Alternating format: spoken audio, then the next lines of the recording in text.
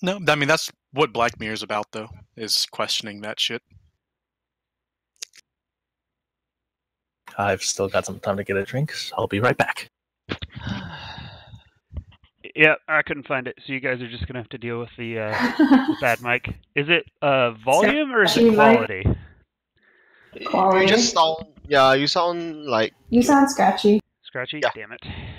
Not like it's not that bad, but like in comparison to your actual mic, Gotcha. That's I mean, to be unfortunate. fair, Sarah sounds like she's in a tunnel. True, but I know, that's always been true. I moved. No, it was not. I moved into the dorms, and this room like echoed. Yeah, unfortunately, I feel like I could sing opera. This is probably the mic I'm going to be stuck with for the foreseeable future. Oh no! This is also the room I'm going to be stuck with for the foreseeable. Nice. Yeah, until I get a desktop mic, I'm basically using my backup headset mic, so it's not great quality. Here, I'll give you a preview of yourself.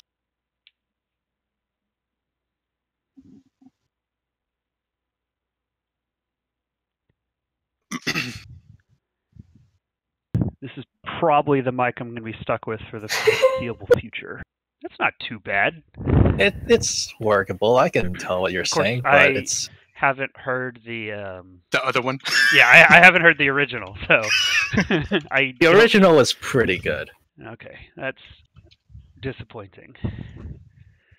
You can blame my dog for sitting on my knocking over and then sitting on my my desktop mic. He knows that it takes attention away from him every morning, so every evening, so he destroys it. Right. Smart dogger.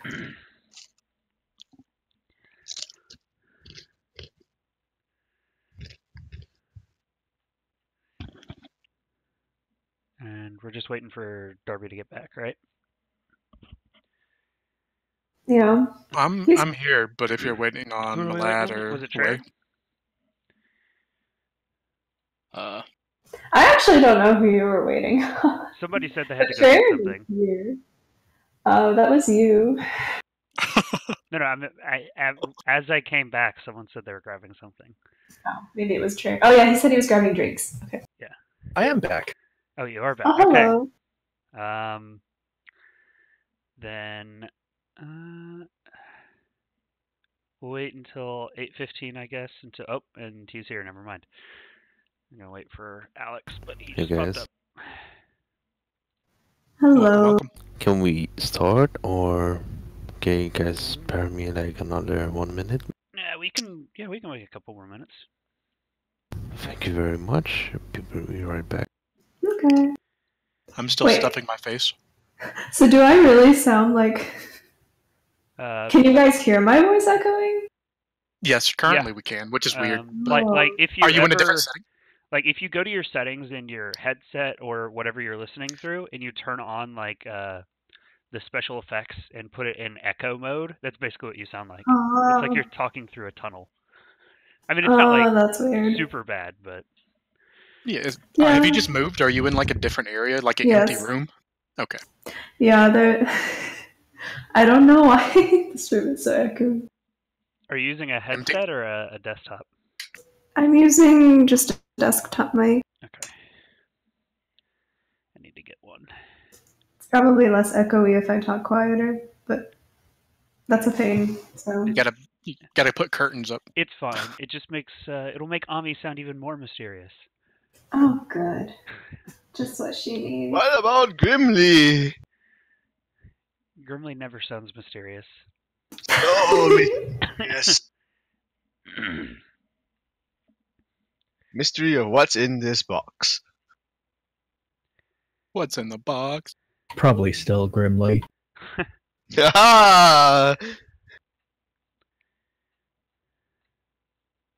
are unfortunately correct. It's Grimly's all the way down. It's like one of those little like Russian doll things. Like you cut Grimly in half, and then a smaller Grimly crawls out. That sounds like a monster I want to add to a game now.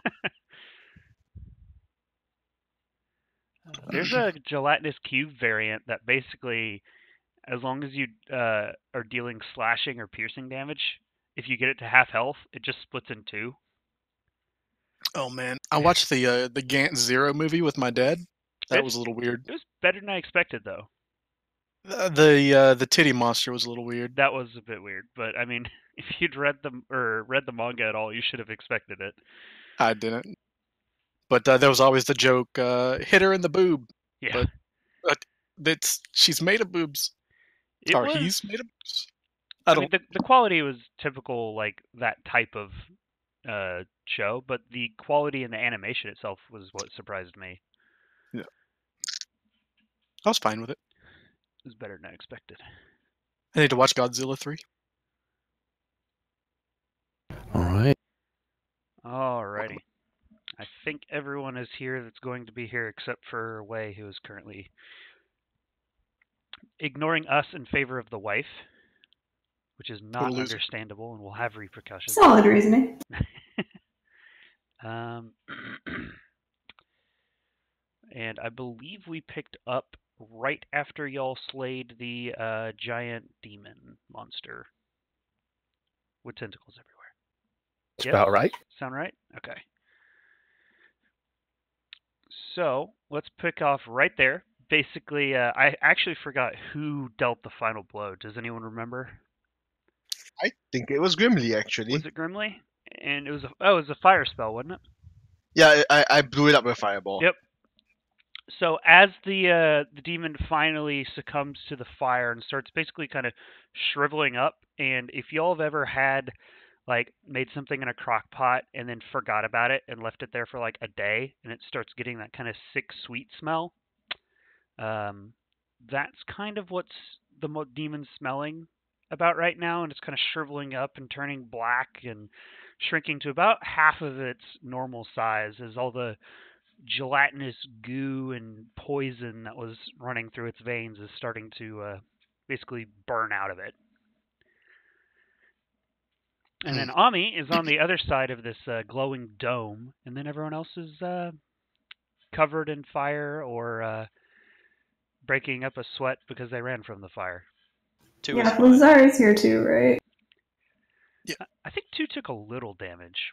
No. No? Oh no, it was your apprentice. Or your new guy. Speaking of which, I'm dumb as fuck. Calrin's gonna basically turn around, look at all of you, and be like, "What's the? Where am I? What's going on? What is that thing?" Ami hesitates. You're under my employ right now. You? Correct. Oh God! Why did this have to happen? And he basically just kind of shrinks down on his knees and just looks bewildered and is just taking in the scenery, basically, looking at all of you, and looks basically what you would expect a guy that just dropped out of the middle of the sky by a portal and then landed right in front of a giant demon that burst on fire and tried to kill them. To accept this response for now. Did you say something, Ami? No, I'm good. Darby creepily walks up behind Ami and just stands there. You can't. You can't. Oh, I can't. You're right. There's okay, a giant I walk up to the barrier. Wall in between you. I walk up to the barrier, and I hate to do this, but I accidentally run into. Okay. You roll what? Sorry. a D100.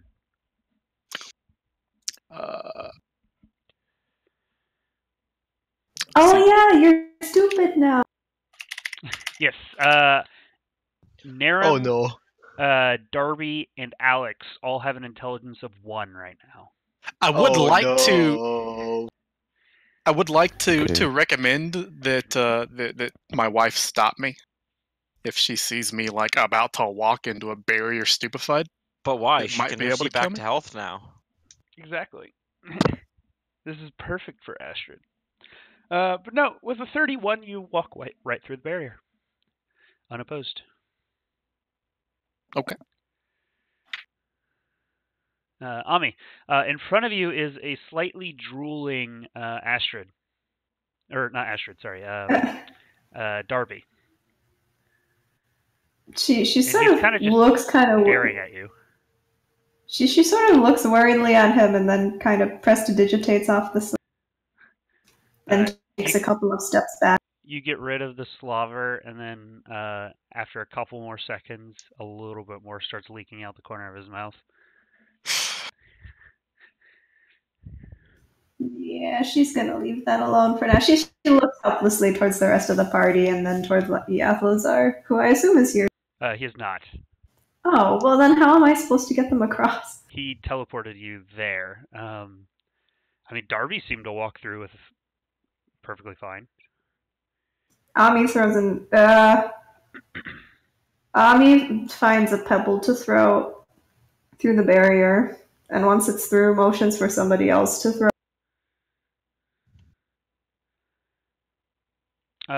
Aldrin will pick up the pebble and toss it back to you, and it seems to pass through perfectly fine. I see Astrid, and I walk back through again. Astrid basically slings her bow behind her back, grabs your hand, looks at you, and says, "Don't worry, I'll take very good care of you." I'm gonna get off of the lighthouse and carry all of the other drooling idiots, and if that includes Darby, then so be it. Astrid will take care of Darby. That just means you need to basically corral Narum and Alex. Yes.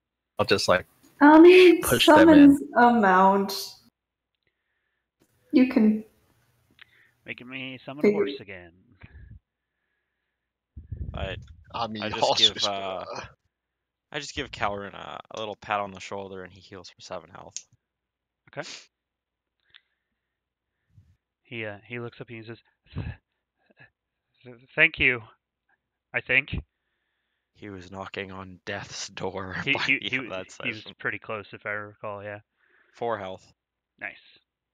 Darby is not only drooling; he is also fairly fucking ruined. Yeah, Darby's hurt as fuck. There's a mule because I couldn't find a horse quick enough. To be using Matean to take small samples of the remains of the demon if it can, and stuff them into Roll a heal check. Heal. Mm-hmm.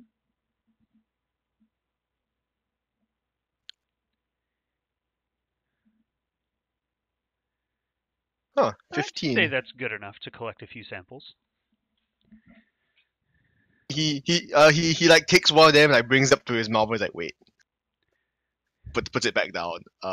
Then we'll move over to the barrier again. People went through without the problems. Yes. Sort of.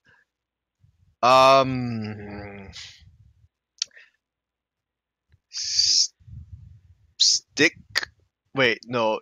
Does anyone else want? Fuck it.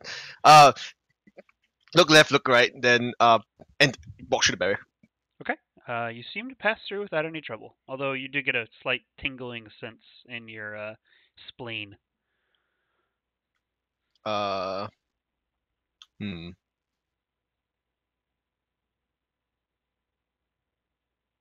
looks towards the others by the barrier and motions everybody come up. And pretty much everyone kind of follows you over. Ami, I have samples! Ami sort of looks at the samples with mild disgust, nods hesitantly, mounts her horse, and starts the horse walking off towards the direction of... And we'll just say that over the next hour or so, you guys basically managed to corral everyone to the front gates of the city, which I will, is off to y'all's right. Let me zoom out a bit so I can move y'all. And I'll reveal a bit more of the area as well.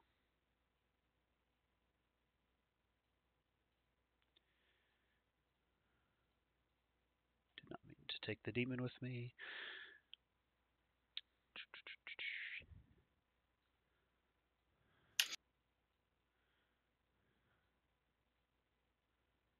I think that's everyone. Let me double check. Nope.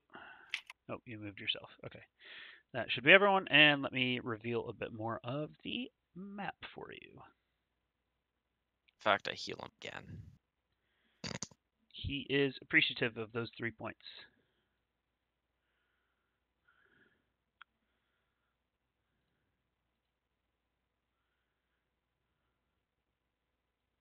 As you guys arrive in the front of a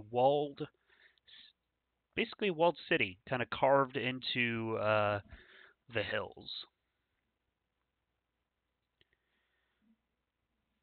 Tommy knocks on the door again. Little iron bars removed, like a shutter, opens up and says, "Hello." Tommy, wait. Oh, it's you again. Who are they? She seems to think to herself for a moment before just kind of shouldering her horse through the door. Okay. Welcome, I guess. And she starts leading everybody back towards the castle. As everyone else sees, basically a guy standing there with kind of half a jaw, kind of gray, pallid skin. His hair is falling out. Very obviously a reanimated zombie. Who, honestly, I forgot his name. But This place is demented. Not that important.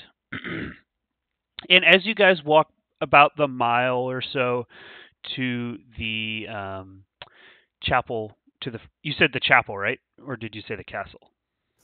Wherever Yathazar is. He was at the chapel when he teleported you. We're going to the chapel. But as you walk the mile or so it takes to get to the chapel, basically you see a rather bustling city full of about half the occupants are undead, mostly zombies. And then the other half appear to be a smattering of humans, half orcs, a few half elves, and then some gnomes. And one or two dwarves, but not very many. Is there a name for the city? You haven't asked yet, or you haven't asked anyone yet, but the answer would be yes.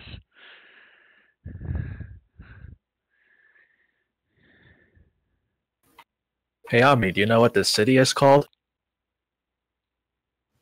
She shakes her head no.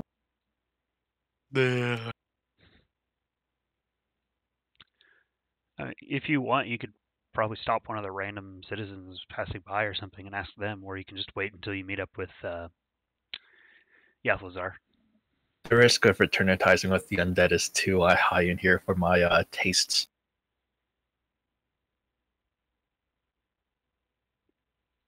All right, then you guys go through most of the town, and I'm going to move y'all up to the front of the chapel, which is right up here.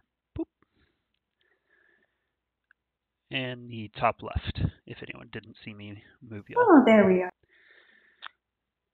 And basically this is the front of the chapel, and it looks like a dilapidated temple. You aren't quite sure what god it used to be to, because most of the icons and statues are either destroyed or just have decayed through time. It looks like a very old temple. But other than that, there's nothing like menacing about it. It's kind of broken down stone piled on top of each other with some gray slats on the windows, and then a reddish-brown clay tile for the roofing. Not so much as imposing as just decrepit. And there are two big iron-bound wooden doors, basically at the front, and then everything else is just kind of a walled-off almost fortress-like, except that it's in so much disrepair that you could break through a wall pretty easily, even without siege equipment, if you wanted to.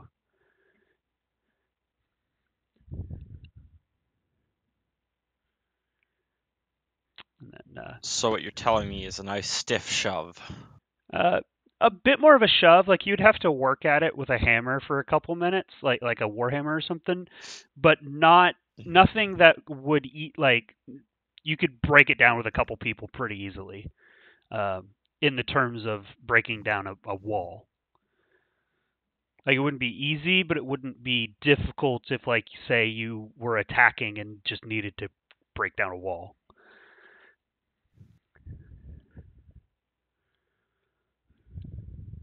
And then kind of wandering around the well that you guys see right here is this kind of hunched back woman, kind of greenish yellow skin, has no hair, and a couple rather large warts on her face.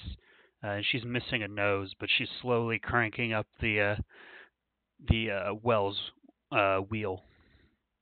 She looks at me and says, "Oh, hey! What are you guys doing here? Don't see many living up in these parts. Most of them stick to the bottom parts of the city." I look at her bald head and then look at Astrid's head and start playing with Astrid's hair. Astrid giggles.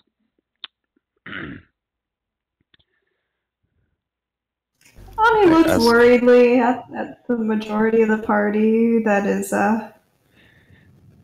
currently simple-minded. And then looks back to the woman and says, "Your mount spell has a higher intelligence than about a third of your party." Yeah. Looks back at the woman and says, "Hi." "Hello. Can I help you with anything?" As she continues to crank up the well.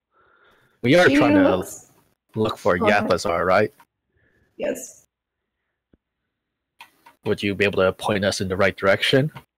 Right direction for the Lord? That's correct. He's in the chapel last time I heard. I think he's readjusting to his body again. Usually takes him a couple days.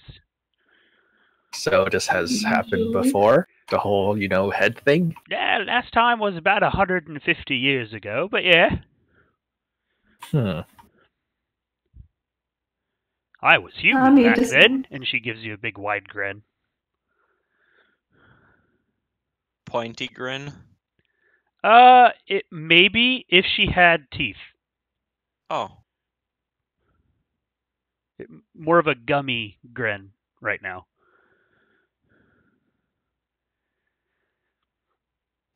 Well, Ami dismounts, heads towards the direction of the chapel. Okay. It looks exactly as described earlier, just the two iron-bound wooden doors right in front of you. Or you could try knocking a wall down. She knocks on the door. Who goes there? Yeah, rather strong, guttural voice. Not Yathazar, obviously, but definitely doesn't sound like either of the two zombies you've met so far. She flinches and doesn't say anything. Hello? Did someone knock? Speak your business or go away. I think we are looking at this. Gumi just startled stares at Ami as he says this. I think we are looking for Yautazar. Is he the Lord Vampire? Who wishes to speak with the Lord?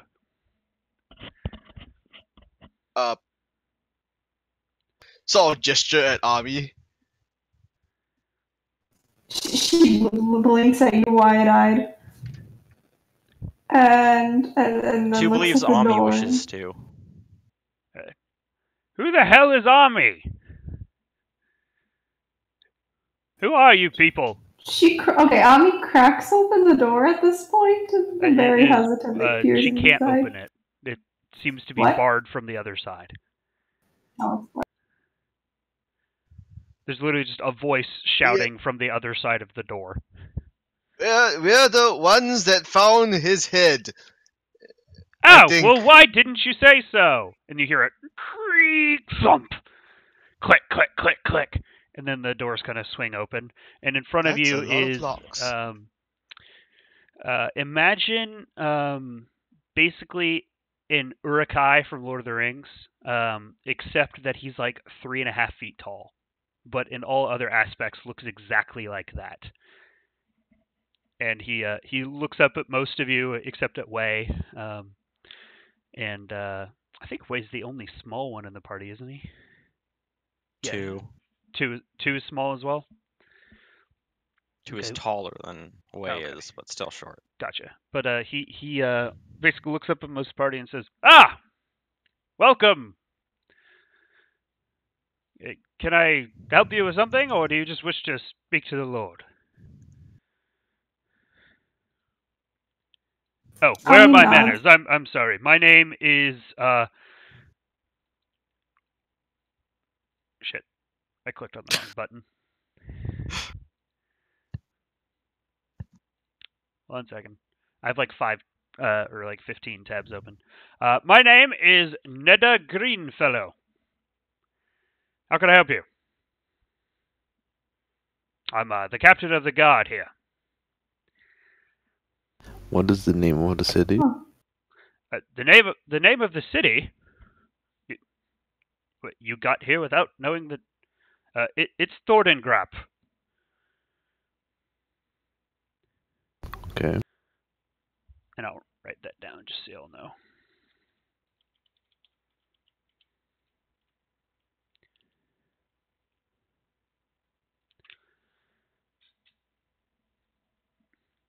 Thordengrap. Welcome to Thordengrap, I suppose. The Lord is in the back chamber. I'll take you to him immediately. And he kind of leads you down a long, winding hallway, and then he knocks on the door and says, "My lord, you have visitors. One calling themselves Army, and they say they found your head." And basically, you hear Yalthazar speak back. He says, "What? Oh, of course. Let them in. Let them in. Come in. Come in." And then door swings open, and basically what you see is Yalthazar. I don't think anyone except Ami has seen this yet, though. You see Yalthazar's head attached to a, I say robed, but that's not quite the right description. Basically a kind of flowing tunic with a cape. So not quite a robe, but I don't know how to describe that other than that. Of bright red and gold with silver trim. And then if he was standing up, he's currently seated on a stone bench. Actually, it looks like a sarcophagus almost. But if he were to stand up, it looks like he would probably be 7.5 feet tall. And then you see Yalthazar, and he says, "Oh, hello, everyone. Welcome to my humble abode." I whisper to myself, "He's taller than I expected." You are taller than 2 remembers. Ah, well, these things do tend to happen once you find a suitable body. Now, I'm not going to dwell on that. Welcome to Thordengrap. Now, of course, this isn't my throne room, so I apologize about the austere surroundings, but I recover my energy a little faster here than I do in the throne room.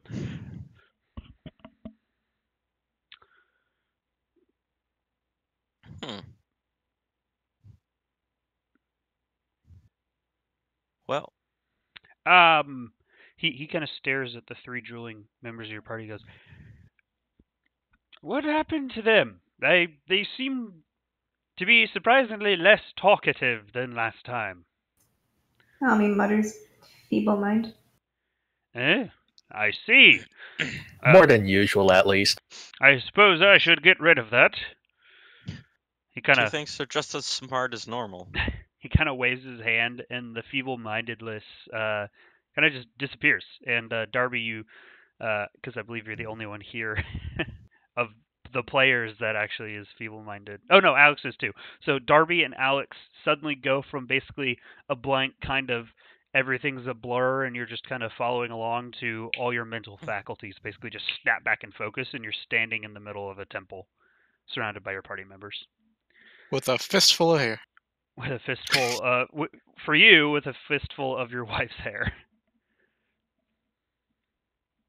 Now, that should fix them right up. What can I help you with?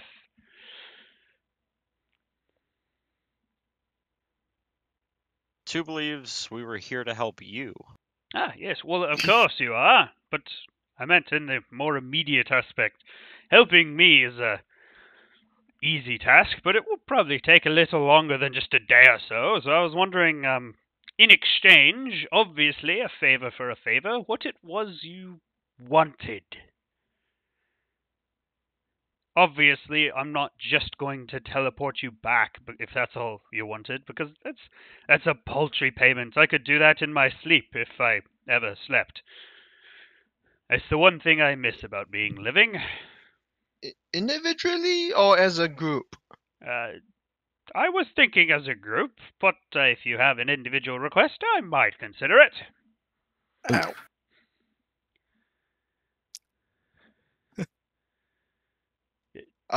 Let me be frank. And he kind of crosses one leg over the other, and he leans forward a bit on sitting on the coffin. He says, "Let me be frank. You are some of the most motley group I've ever seen. Rather, more of a dysfunctional family, and more of the dysfunction than the family. But it's obvious you're together for a reason, and I was just wondering what that reason was." Good question I've never really been able to figure out myself. I see. Well, if I'm going to let my apprentice continue wandering around with this dysfunctional family, I need the personal reassurance of knowing what you're up to. So, please, indulge me. Or else you can never leave, blah blah blah, turn into zombies in a couple 100 years, you know. General evil overlord deal like that. Well, I'm glad you're honest about it, at least. Oh, honesty makes negotiations run much quicker, I've found. No use lying to a knight and saying, "Oh, yes, of course, I'll do whatever you want." No, just tell him you're going to turn him into a zombie if he doesn't do what you want. It's quite simple. Darby, as he gathers his surroundings, and the last thing he remembers is fighting a big giant worm, and now I'm standing here in some kind of temple with a really tall Yalthazar in front of me. I'm a little confused, just trying to, in my head, factor in what has happened between here and then and now. And I feel like shit. Like, I asked him immediately, like, in the immediate future, do you have any healers here in this temple? I know that doesn't really go with your whole undead thing, does it? I don't know how that works. I'm not a magic person. Are you being racist? How rude. No, but I could probably drum up somebody. We do have a small shrine to Gorum here. Narim's not out of character. Narim's not here. I don't know how you want to play that. If you want to take Narim's place, or no, you're right. Narim's not here. Narim's just not here. Okay. As is Aldrin is missing. Okay. Well, as the Soul Druid, I am left as the primary healer, and I cast Create Water and dump a bunch on his head. So basically, instead of Darby saying, "I was wondering if you had any healers," what happens is, "I was wondering if you had any blah, blah, blah, blah." Feeling better now? I turn to Aldrin and say, "Darby will remember this." I mean, Trayan. Darby will remember. Darby will remember this. Yeah. Well, if you go 2 hallways to your left and then take a right, there is a small shrine to Gorum I let survive here. I tend to not discriminate against most gods, although I can admit that a few of them are rather austere and annoying, so I don't let them be worshipped here. But most of them I'll allow a shrine or two. No reason pissing off the wrong people. They have healers over there? I mean, he's the god of battle. I assume the god of battle doesn't let people die just because. Oh boy. I will grab Astra's hand and pull her along with me. Just head that way. I'm Okay. sure she'll enjoy it. Wait, Do the before other you injured leave, people? you haven't answered my question. And he kind of crosses his arms and leans back. Two will answer the question for him. You may let him leave. Very well, very well. But all contracts made here are legally binding, regardless of whether you're here or not. Regardless, repeat that. All contracts made here by a party are legally binding, regardless of whether you're here or not. I will stop at the door and listen. He kind of waves his hand at you, and you feel a little better. Like any currently bleeding wounds stop bleeding, but nothing like completely heals up, but you heal 4 HP. He says, Okay. that should tide you over for now.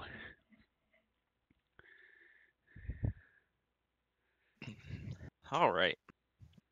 Now, let's get down to business and defeat the Huns. I was wondering if you would say that. He obviously omits the Huns part. Well, Two and most of Two's companions are not from here. Really, I had no idea that a rat folk that has not been seen in the northern continent in 400 years or so was not from around here. Color me shocked. As in this material plane. That was sarcasm. Please go on. I know you're not from here. He was around for a lot of this discussion, you know. Well, Two believes he's asking for the story. Carry on. I'll keep my mouth shut for now. Two and companions acquired a patron. Not exactly asked for at first. Oh, by the way, I have anti-scrying on this temple. He probably can't even hear what you're saying, so feel free to speak clearly.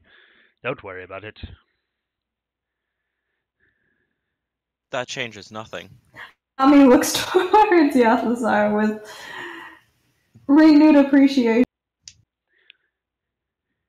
Wonders quietly to herself if it's like that in all the important buildings. Oh, it's like that, because he can still read your mind. Yeah. Yours yeah. specifically. He's like, oh, it's like that all over. As long as you're under the dome. I mean, I did have to sacrifice a demigod a couple thousand years ago for it, but it's holding up quite nicely, and, well, with a demigod's power, I can block pretty much any outside influence.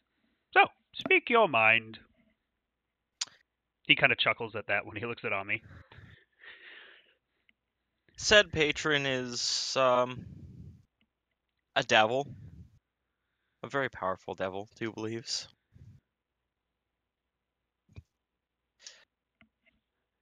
He wishes to prevent the two worlds from merging, or if they do, he wants to come out on top. Ah, I see. So he either wants to stop a calamity or benefit the most he can from it. Sounds like a reasonable fellow. Two believes what he most wants is either to keep his seat of power or improve it.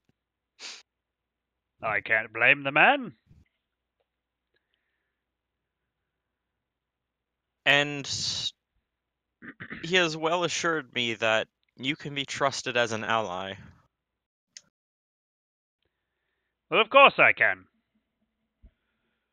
I've never broken my word in the last 300 or 400 years. Well, as regardless. far as I can remember. That is why Two and Two's companions are still here. Good. But that wasn't my question. My question is, what do you want? Why are you doing this?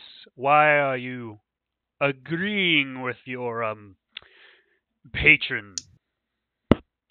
Why? 2 is employed by him, of course. Wait, I know that. I meant you as a group.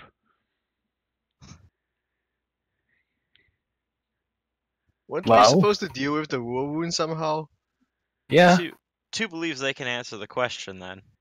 me being a Because- religious person, feel it wise not to get on the bad sides of certain entities.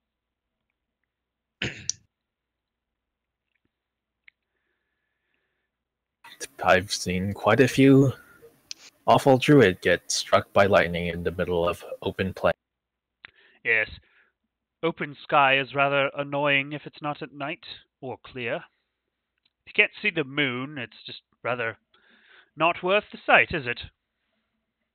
You're correct. Ah, you decided to speak after all. I thought your lips were tied shut.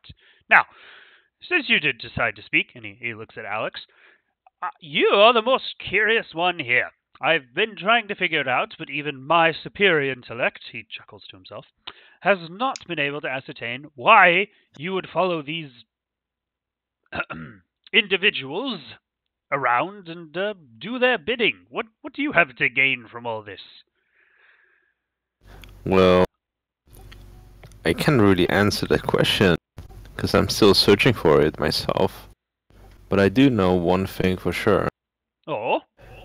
I recently learned the name of my murderer that killed my father. Ah, I assume revenge! that, so yeah, kinda. But it's more like a journey for more answers, really. Ah, a Like, quest why for him? revenge and answers. How noble of you. Well, I won't really call it revenge, but yeah, it kind of is, yeah. But Well, that at least makes sense. You, however, and he points at Grimly, Yes. for the start, why the hell are you a woman?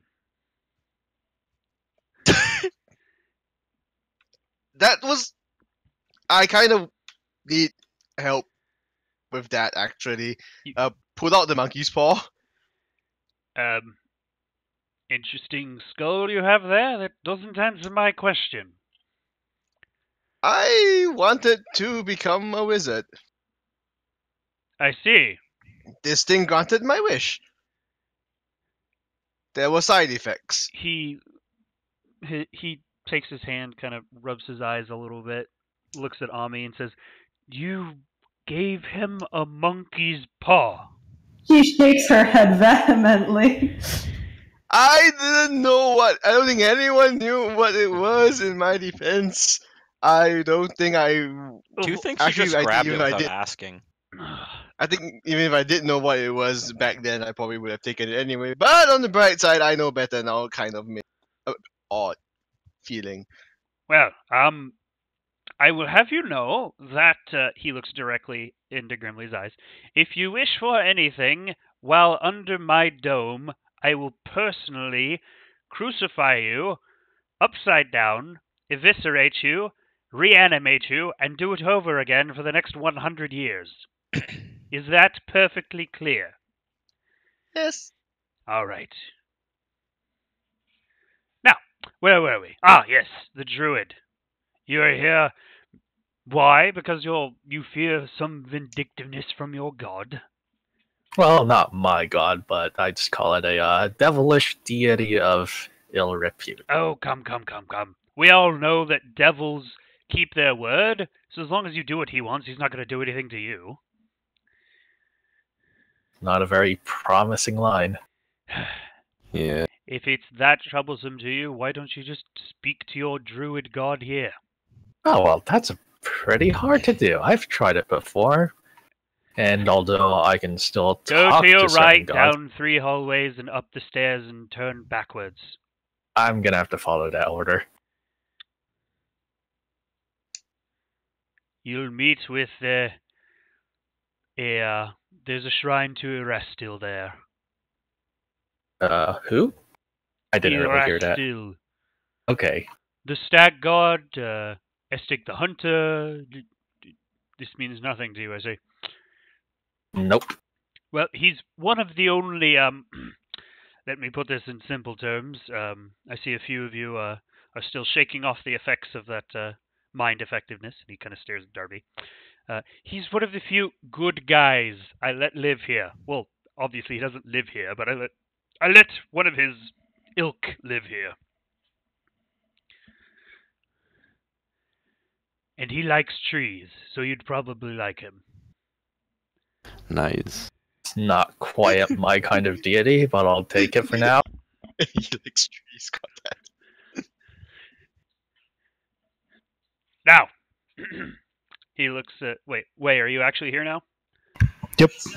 Okay. I didn't actually see you show up. When did you show up? So I can fill you in real quick. When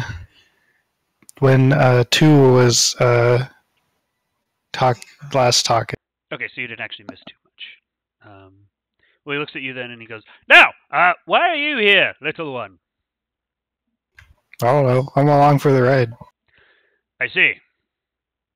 You are all so disappointing. No ambition. Except for you. And he looks at Alex again. Except for you and your rat friend. I see potential there. And then he looks at Ami and he goes, You're getting better, but I still sense hesitancy in you. Why are you here?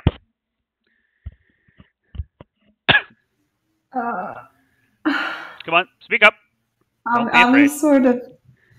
She sort of thinks to herself for a bit before kind of prattling on about... It's just like... It's kind of like the floodgates just, burst open, and she's just like, Dark Devil gave me my magic back, and that scares me, and I'm here. Someone put me here. And it's just... You get a lot of jumbled talk all at once, vaguely detailing... Pause there.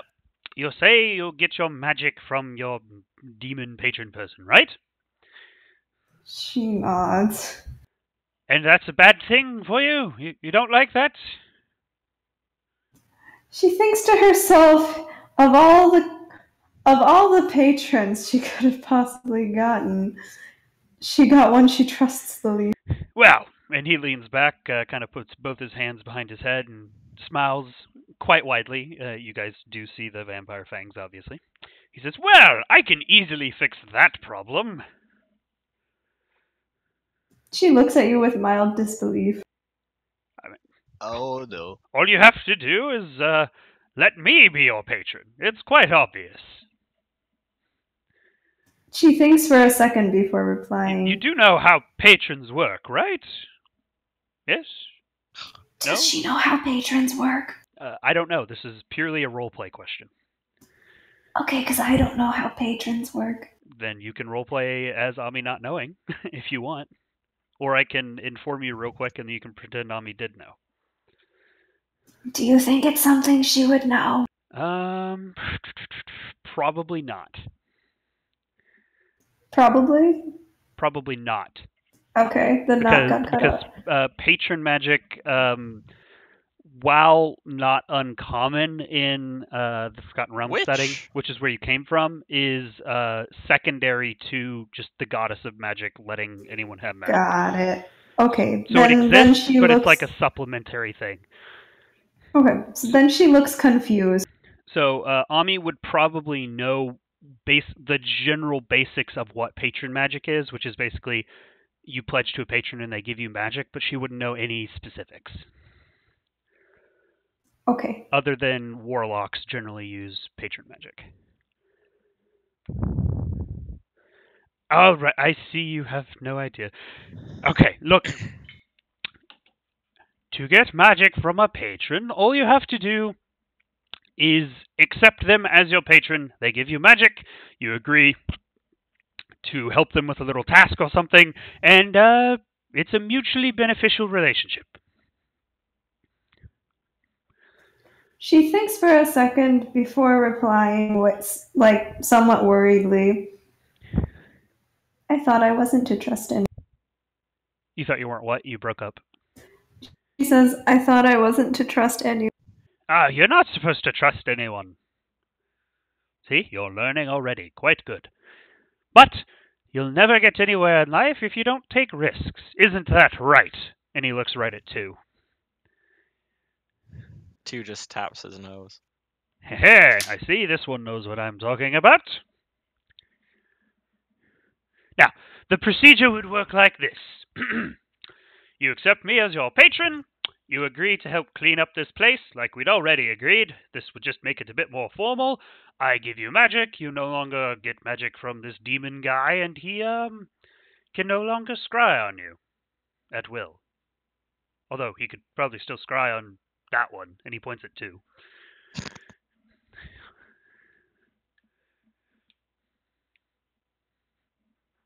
Yathazar can sense that Ami really wants to say yes.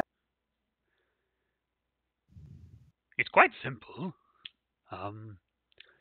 Oh, you almost sound like Yoda there, jeez. Simple it is. Honestly, this sounds a lot better than getting transformed by a monkey's paw. You, I'm not going to touch until that thing's gone. Ami quietly thinks to herself, that might be the smartest thing Grimly has ever said. And she looks up at Yathazar and nods. It nods. All right, step forward. Come here. Come here. Goodness. Don't just stand there.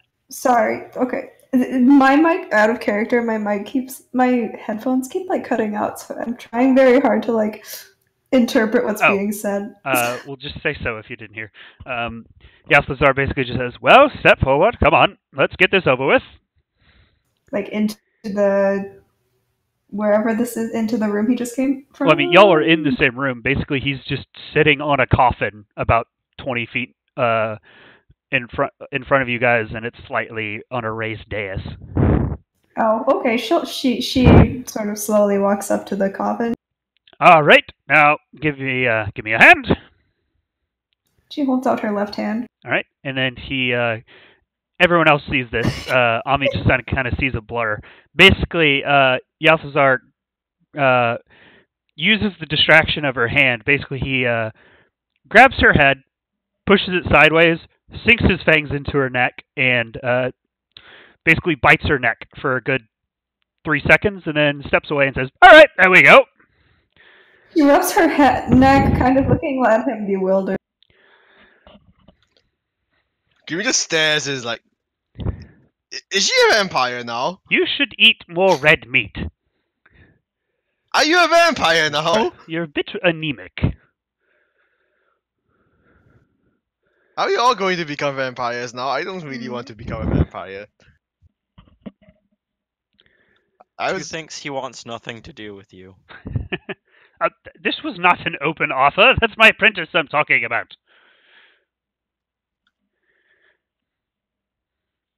Now, let me ask formally for all of you, and we'll just get this over with. If you each had one wish, we'll make this quite easy. And no, I'm not granting wishes. This is basically so I can actually figure out what you want. If you had one wish... Don't make Grimly do it. Yes, except for you. And he points at Grimly. If you had one wish, what would you wish for? What is the one thing you want? Regardless of whether or not it can happen, and I'll see if I can help you. And then we can clean up this place. Now, starting with you. And he points at Alex. Well, can I start at last? Because I need to think about this. Oh, very well, very well. Wait your place and turn, then. All right, you. You're still bleeding on the neck. You might want to put a little pressure there. And he points at Ami. Well, Ami pulls out a cloth and holds it to her. Now, you.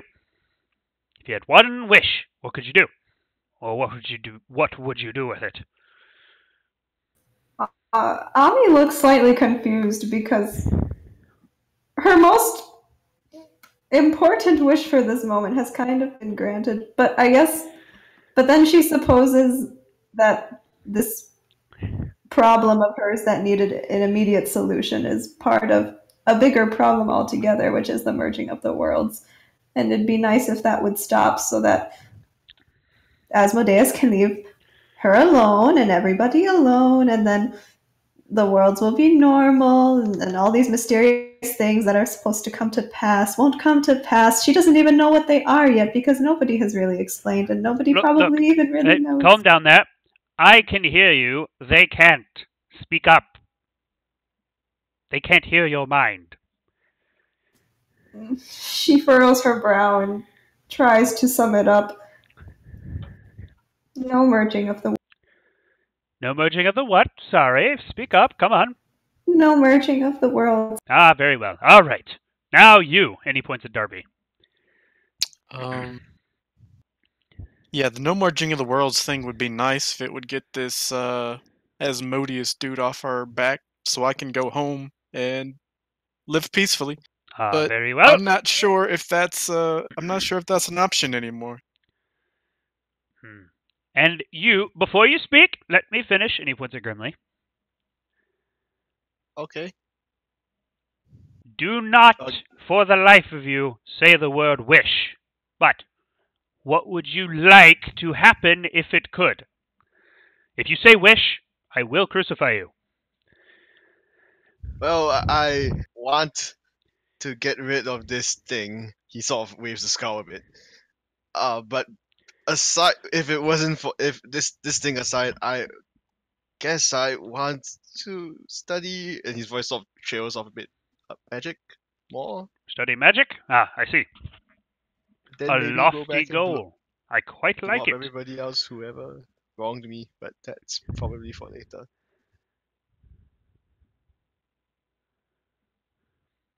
Mutter something about going back and blowing up everyone who ever wronged him, but that's kind of very well. And for you, Mr. Ratman.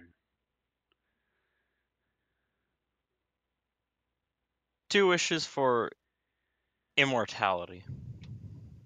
I see. It's not all you might think it is, although it is quite nice. I'm speaking from experience. 2 believes it's simply a step towards the real wish. Then what's the real wish? Come now. We're all the friends freeing here. of 2's people. See? That is a quite lofty but respectable goal. One I can commiserate with. Now, you little man. By the way, your beard is on fire. Oh, it is? Yes. Oh, it is. I didn't notice. Now, what is it you want besides torching down everything in sight? I mean, doesn't everybody want to do that? No, No? Nobody wants Is it just that. me? Literally Oh. just you. There's something Oh. wrong with you. Are you sure? Oh, okay. Anyway. I'm positive. Well, naturally, as a adventurer and an explorer, I wish to do that for forever. So, eternal life sounds nice, so I can keep exploring. I see. Well, after hearing all that, I suppose I could help you all stop the worlds merging.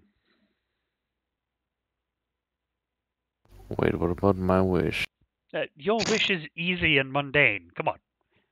Finding someone? Well, oh, you meant really. that. Unless it's not what I expected. Is it not to find your father's killer?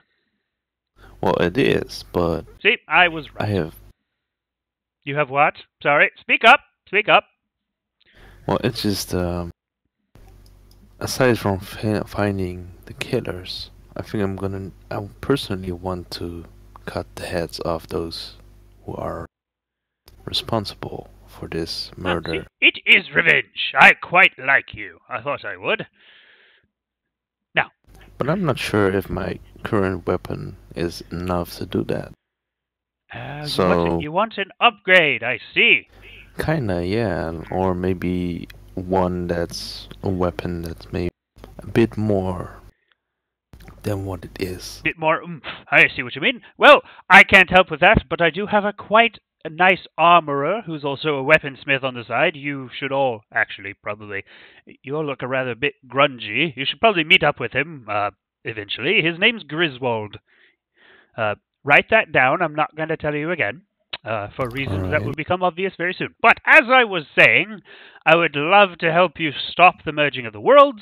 All I need to do is check out your world real quick, just to make sure everything's nice and dandy over there, and I can figure out a solution. How does that sound to you? Sounds good. How do you check this world out? I teleport over there. It's rather quite simple.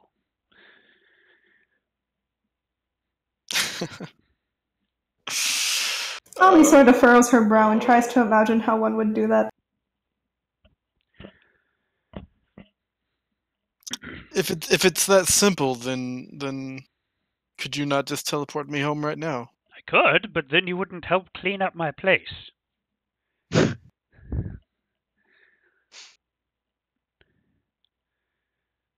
Okay. Also, you probably wouldn't get your wish of stopping the worlds combining if you're over there. It's a lot easier to do over here, I assume. I'm just got to confirm my hypothesis by checking out your place for a little bit. But with the time differential and all that, it shouldn't be a huge problem.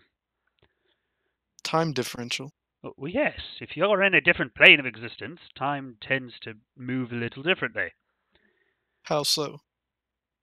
What do you mean, how so? That's just how time works. Meaning, is time moving faster, slower? Is it stopped, paused? Oh, it's moving much faster over here than it is over there. By what rate? No, sorry, I got that backwards. Moving much faster there than over here. So, At this, Ami's head snaps towards him like,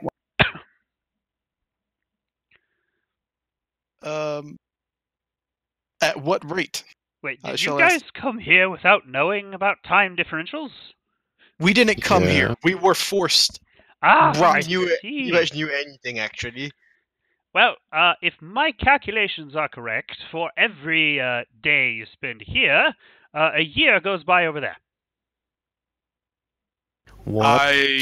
So it's Darby just like falls to the been floor. more than a decade since we left. and Dear You guys have Lord. been here for, if I'm doing my math right, about 4.5 months. Darby falls to the So floor. and multiple centuries. Fucking just It has stunned been- at this news. That's it. That's Darby is in shock at the moment. Me too. I was suddenly looking Ami forward to doesn't want to go exploring back that. anymore. Wait, why are you guys so upset? It's not like you can't pick when you appear there. Time travel's rather easy when you're switching across worlds. Oh.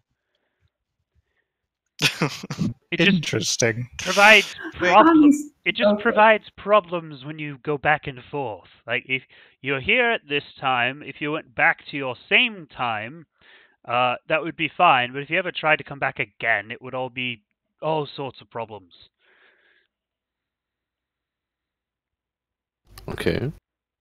What But what does I'm it- trying does- to say is, if you all try to go back now, it might work, or it might spit you out at 20 centuries before or behind where you were. It's rather random. Ami And you suddenly can- likes where we are. And you can fix this randomness by observing.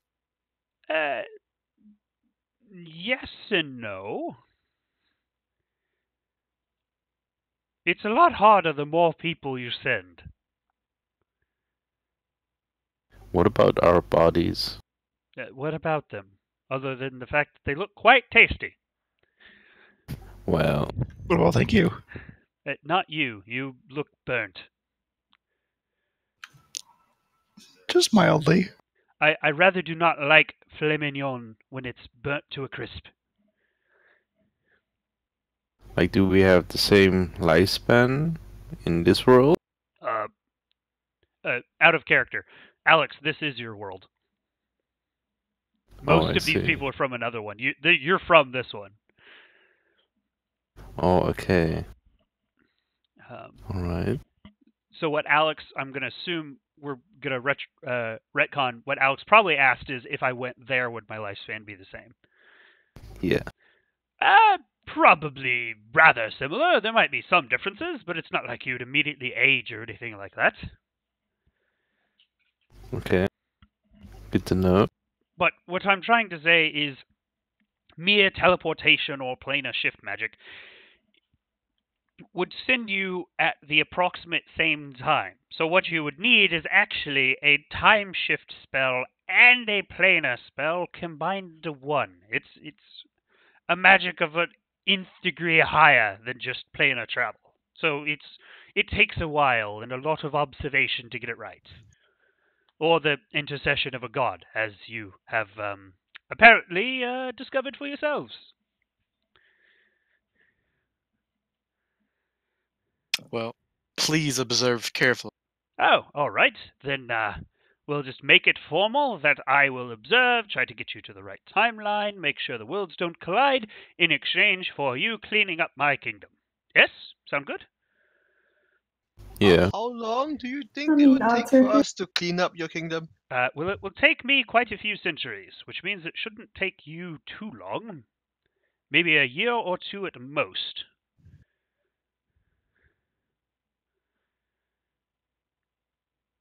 Okay. I'm talking about the time differential here, if that wasn't obvious. I will be gone for probably 500 or 600 years. You will be gone for 2.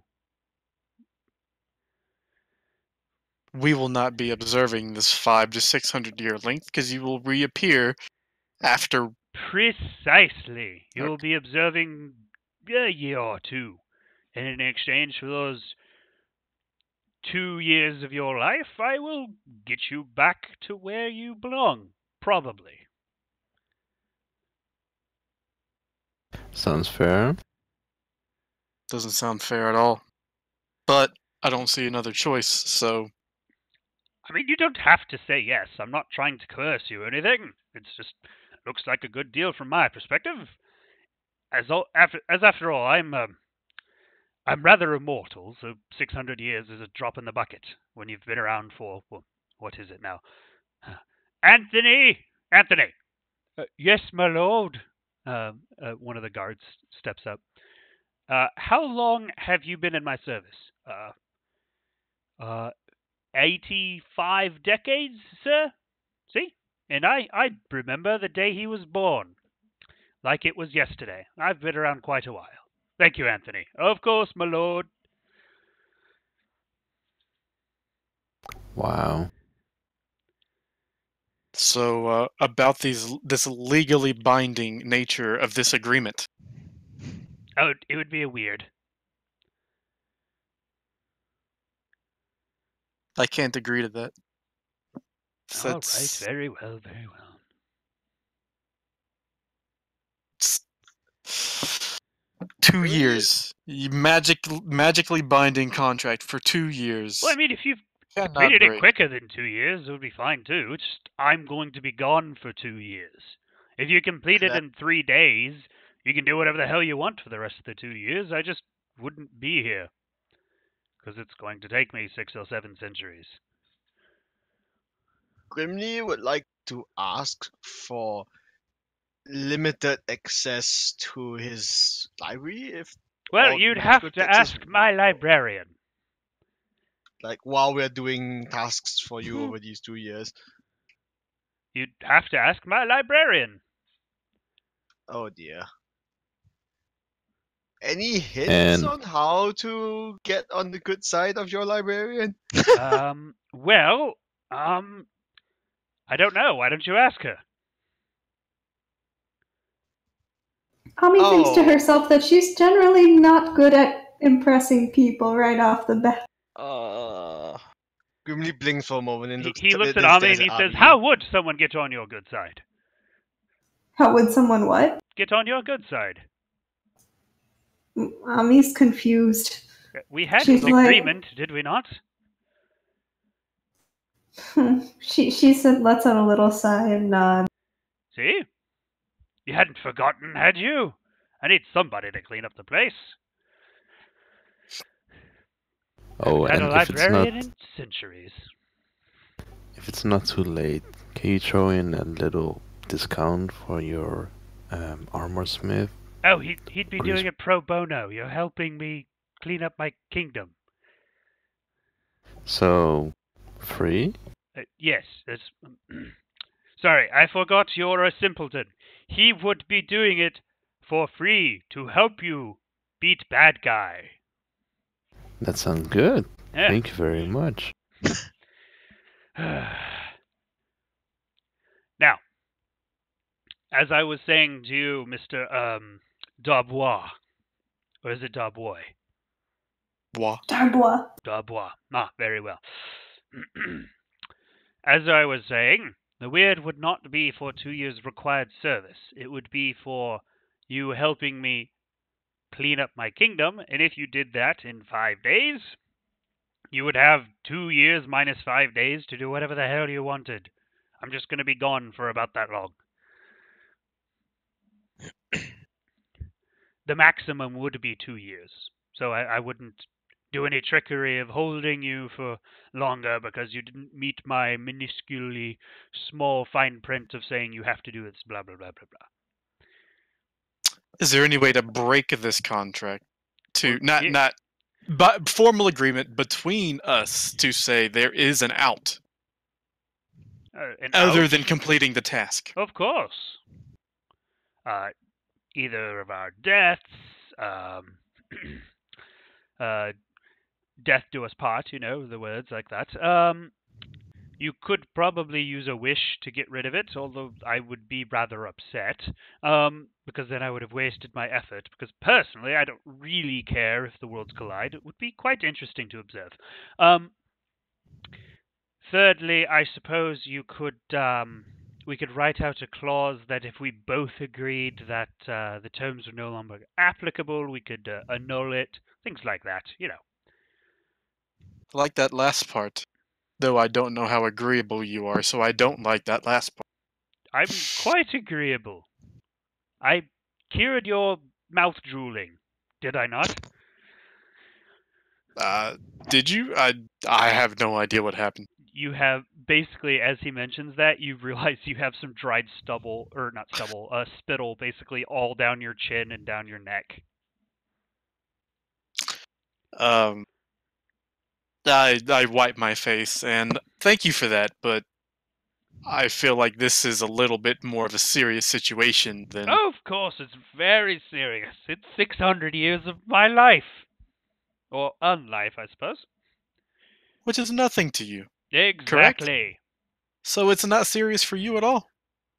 It's still 600 years. I have to do something I don't particularly... I'm not saying I don't want to, but I don't particularly find it super enjoyable either. I've been to your world before. It's nothing special. Okay.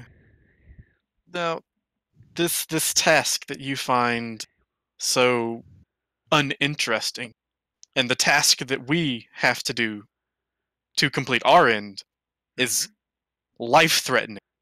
This is Not really. not... You don't believe that this task is life-threatening, and I kind of look down at my tattered body and how close I am you meant to death. life-threatening for you. I thought you meant my kingdom. No, that's how this is. No, this is not a fair deal. This is a life-threatening event for us. You're saying, "Hey, do this," and it caused me very minor inconvenience, and well, I mean, very major inconvenience. I could just sit around here and watch you do whatever you want to do, and then the worlds collide. That's not life-threatening, is it? No, I just feel like there should be a more agreeable... What do you want then? I'm pretty sure he can bring you back to life if you really want I could, yes. to. Though Although I it would heard be those were 2 years expensive. before I could, because I'd be gone for 2 years. I've said that multiple times. I want you to recognize the magic binding nature of this contract to force us to potentially fight to the death on your behalf is unfair. Either a verbal agreement or a very easy clause to cancel the... You don't think it's fair that you fight for my kingdom when I fight for your entire world? Whenever the fight for our entire world is nothing to you, basically. Yes, it's still your world, though. I suppose I could ignore your world entirely.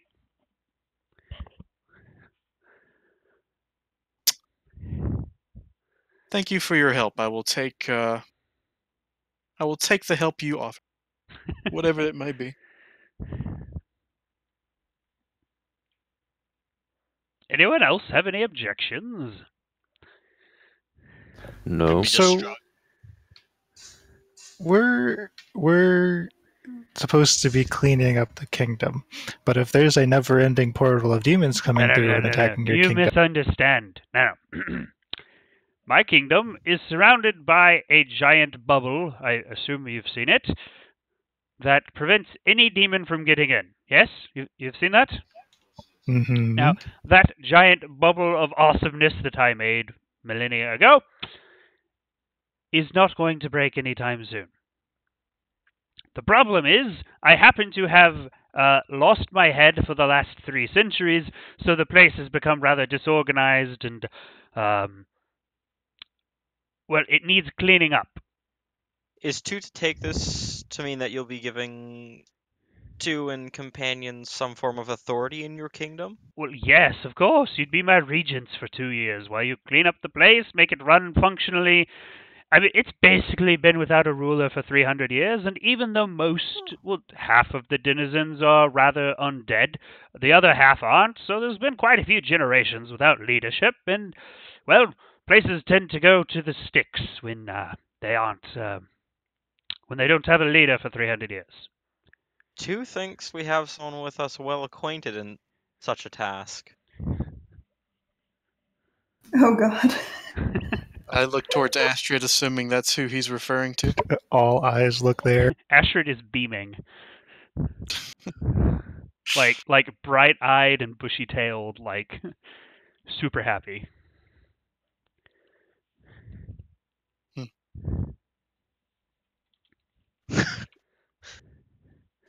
So this is more of an administrative task. This is Astrid's face right now.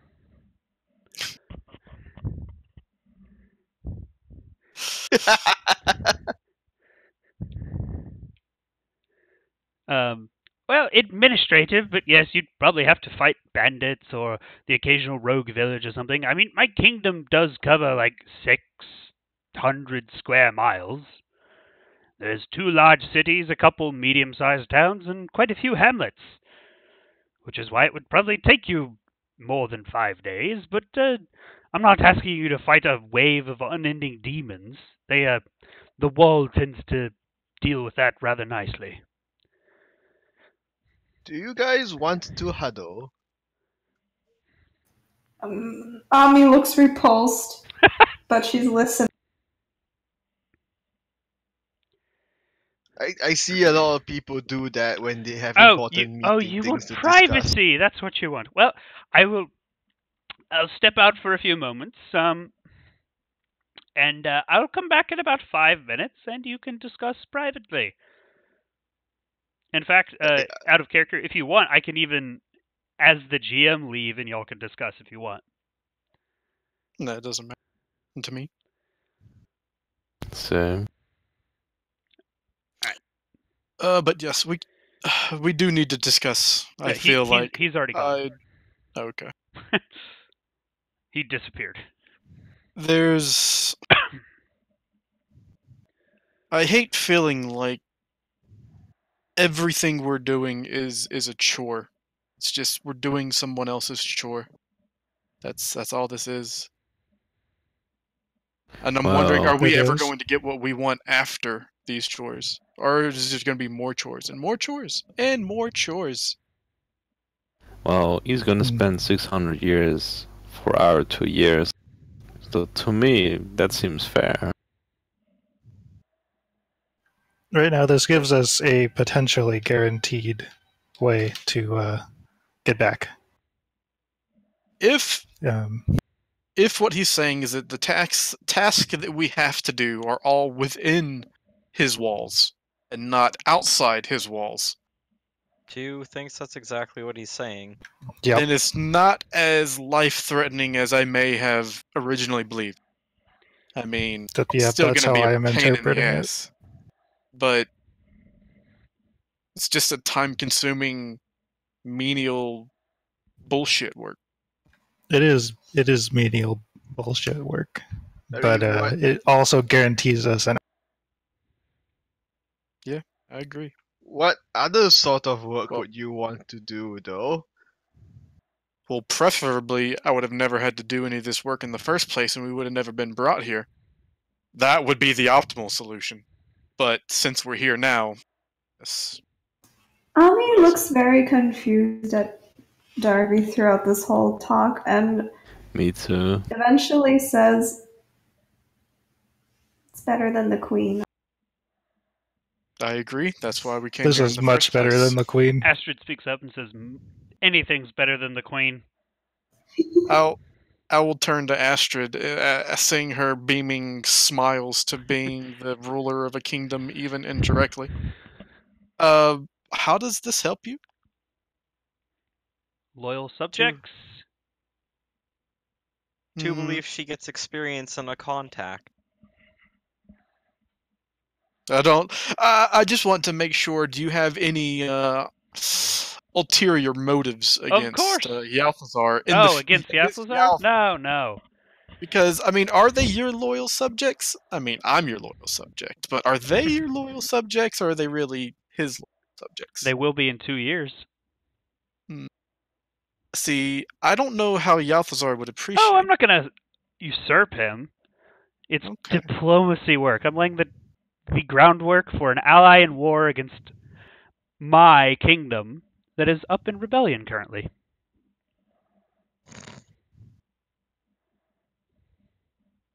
Two definitely made a friend when he made the suggestion, didn't he? Yes.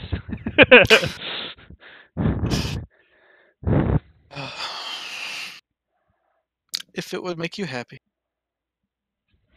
I mean, I would have just asked him to murder my sister. That would have made me happy. But this will be nice and fun.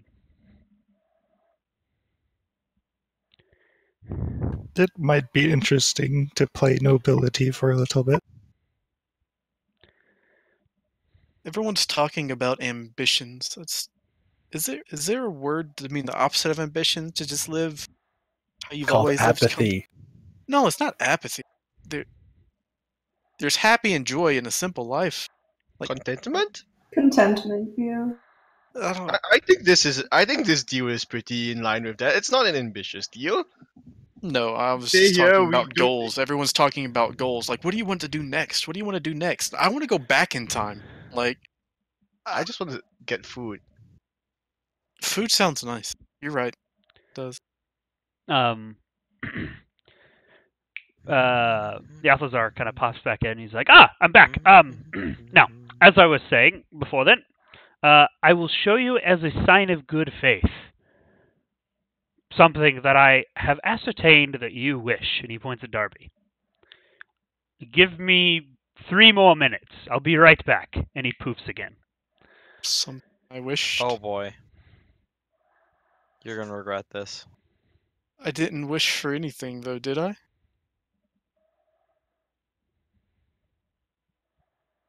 I can only think of one thing that I ever asked Yalthazar for, or questioned him about. We'll see what he has. Two knows what you're getting. And then poof comes back about 3 minutes later, holding a unconscious woman over his shoulder, and the room smells slightly of baked bread. Unconscious, so I have my unconscious sister that Yalthazar is holding. Yes. I will certainly take her from him. Here you go. See, as a matter of goodwill. I am stunned, like I don't know what to say at this point, and I sit there holding her, trying to wake her up. The only one disturbed of how casually he's doing all these things. Now, see, that took me about 5 years, so I've lost my train of thought about what we were talking about. But I think we were talking about negotiating you running my kingdom for a couple of years and getting it better while I fix your world, yes? Wow. Yes. Ami shakily nods at him. I am still Please ignoring him, explain trying to that, wake. sir. Now, unfortunately, your sister is 5 years older. I couldn't quite get the time right, so I did have to just come back to this time period. But You did look rather devastated when you collapsed earlier when I said decades, so I did my best. And you do notice your sister does look about 5 years older, but otherwise looks unharmed. Okay. She not waking up. What's wrong with her? She slowly yes, opens yes, her yes. eyes and she looks at you and says, "Darby?" Thinking about it for her, knowing that it's been 5 years since 6 she's years. For 6 her. years. Yeah, because Jeez. you guys have been gone for the better part of a year already. I just start crying and apologizing and hugging her, saying I'm sorry. She gives you a big, strong bear hug back, and you guys notice that the back of his tunic is once again covered in flowery handprints. All is as it should be. Ami looks uncomfortable and nervously steps away. I started to clap. I think so. I guess we have reached an agreement. Look left, look right. Look left, look right. Now, are we of agreement, Mr. Darbois? I did not ask for this. Obviously, it's a sign of my goodwill. I'm waiting for him to grab her and take her back. Exactly. I mean, I could take it back if you want. no. And I hold her and I say we're in agreement. All right. Now just sign here. And he pulls out a scroll. And he brings it to 2. Now, I believe you're the best with contracts, so you can look this over if you want. And literally all it says on the scroll is, we agree to be regents for 2 years and fix the kingdom, while, and his name's about 15 names long. But while Yaflazar, blah, blah, blah, blah, blah, blah, blah, blah, blah, blah, the Magnificent, agrees to stop the converging of the 2 planes.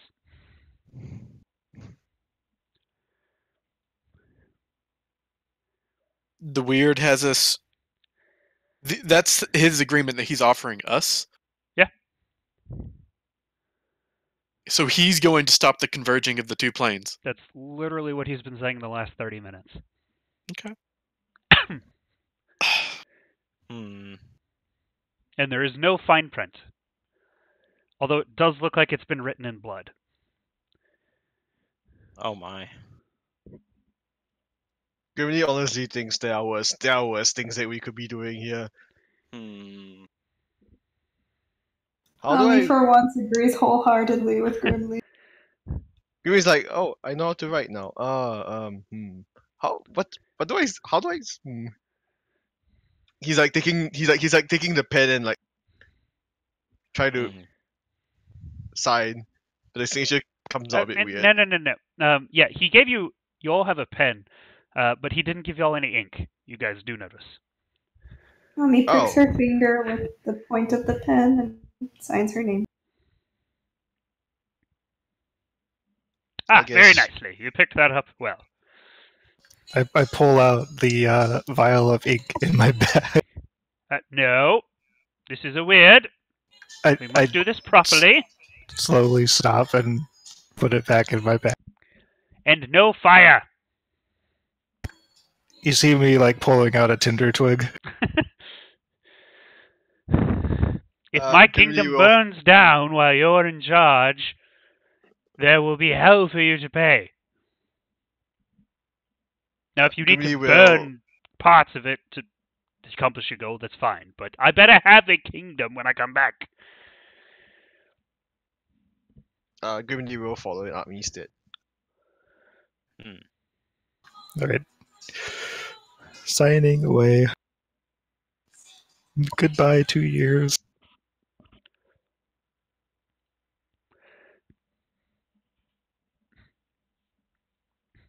Does anyone, to expedite this, does anyone not sign it? I want to first talk to Camellia, my sister. Okay. And 2, did you say you do not sign it? Correct. 2 does not work for just 2 anymore. 2 needs to make a consultation. Very well. Bring him here. I don't mind. I'll let him through. 2's not entirely sure you have a choice in the matter. I do, actually, because he can't get through the dome. It's one of the few things that is worth sacrificing a demigod over. But I'll let him through for now. And he bows low and says, "Come on!" And then you guys get the distinct stomach drop feeling again as the time kind of slows and stops. And then Asmodeus steps out of from behind a pillar and says, "Hello." As I'm trying Greetings. to talk to my sister, is she frozen in time in She my is arms, not. or she's not? Okay. Yeah, she could see the big old devil. She can see the literal devil in front of her. Alex, have you encountered Asmodeus yet? I can't remember.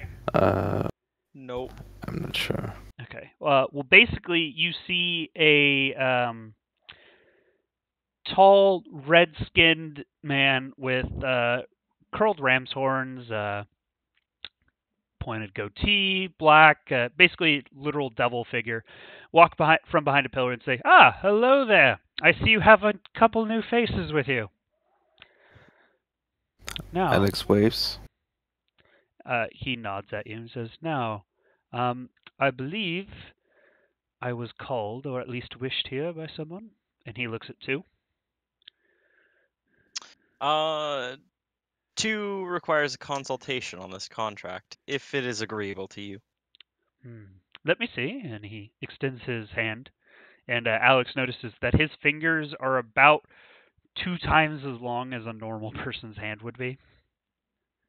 Like, rather Wow. grotesquely long. Interesting. And they end in claws. And he looks at the contract and says, "Well, it accomplishes my goals nicely. There's nothing directly I see wrong with this. As long as," and he glares both at Tu and at Yathazar, "both parties uphold their end of the agreement." And Yathazar basically speaks up and says, "Of course, I always hold up my agreements, except when I could take a stake through the heart, but I highly doubt that would happen."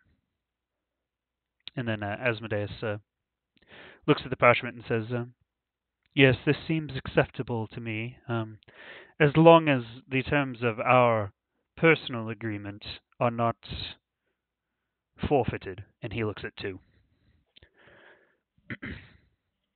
Sorry, I was just caught off guard with somebody asked me something in real life. What?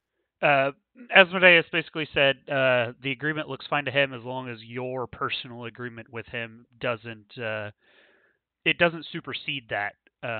But as long as you don't break any of your personal agreement, he's fine with the contract.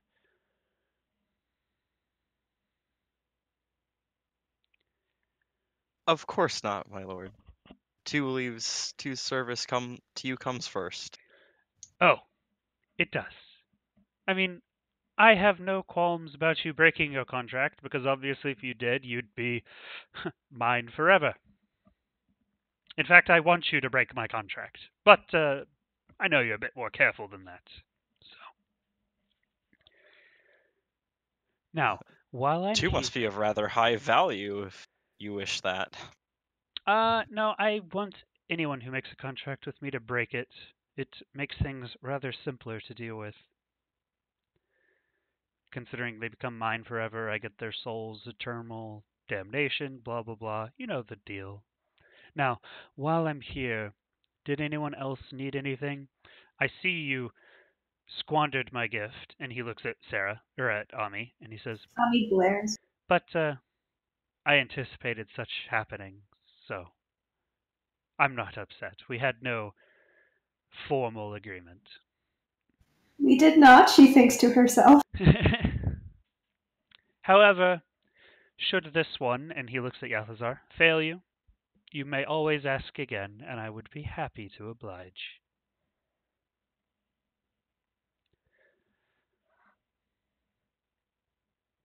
Anyone else before I take my leave? I am a busy man. I just bow. No. Then I'll be off then. And he time speeds up again, and he just kind of disappears. I grab the quill, prick my finger with it, and sign the contract. All right, and then Darby, you were talking to your sister. Yes. Basically, imagine just her constantly for the next 5 or 6 minutes, the entirety of while Asmodeus is talking. She's going, "What's going on? Where am I? You look so young still. Who is she?" And she points at Astrid. "What's going on?" That Oh boy. answers my question. He didn't talk to you about it at all. He didn't explain the situation. He didn't get your consent. He didn't. And I walk up to Yalthazar with a clenched fist. I'm not gonna hit him, but angry. Why didn't you explain it? Why would you just take her from her home? I didn't. She agreed to come. I told her I could take her to you. That's all you said. Would you like to see your brother? And she said yes. And you're like, okay. And you brought her here. Yep. You brought her here to this Exactly. undead city. I'm glad yours. you understand. And I walk back over to Camellia and try to explain the situation, that it's been, for me, 4 months since I left home. We are in a different plane of existence. I know that sounds absolutely insane. Well, likely to her. I don't know what you've been through in the last 5 years. She just basically puts a finger on your lips and says, "I'm glad you're safe," and gives you another hug. I don't hug her back because I'm just too concerned about what she wants, what her life was like. You're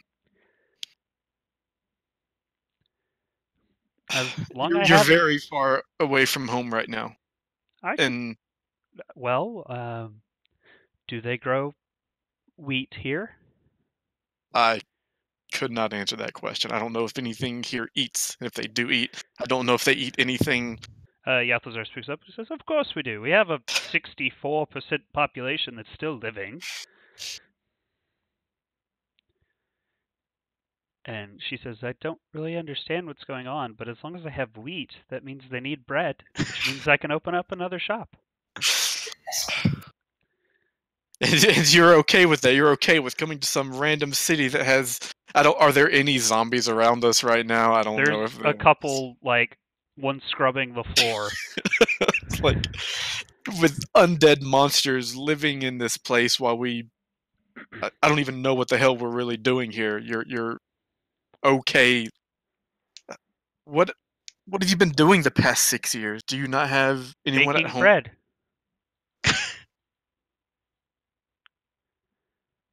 Come on, little Darby. You should know. That's what I've done my whole life. I'm quite content baking.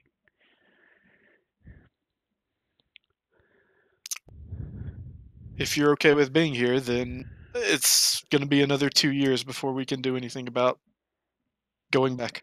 As long as I can start a shop, I'd be happy. Although if I just have to sit around here for 2 years, I have to admit I'd be kind of bored. I'm sure there'd be no problem starting a shop. And I'll make the arrangements right now, says Yalthazar. I'll clear out a spot on the central market just for your shop.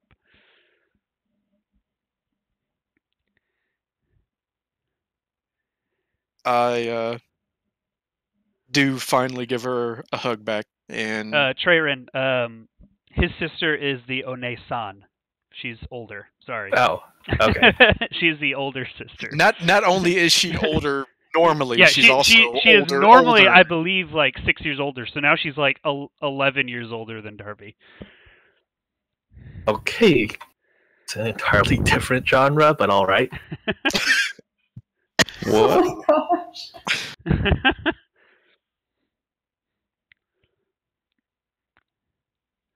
Oh my gosh. But yeah, I'll because prick my I'm finger going off aside now. of completely of the information Darby gave me on his sister, literally the first session, which is all I had, which is basically she likes to bake bread. So that is her entire character trope. Yeah, but I mean, You could make anything up for her at this point. I Like, could. it's been 6 years, and I could. I This mean, is she also funny. likes her brother. But this is funnier. She also likes what? She's a brocon. Yup, confirmed.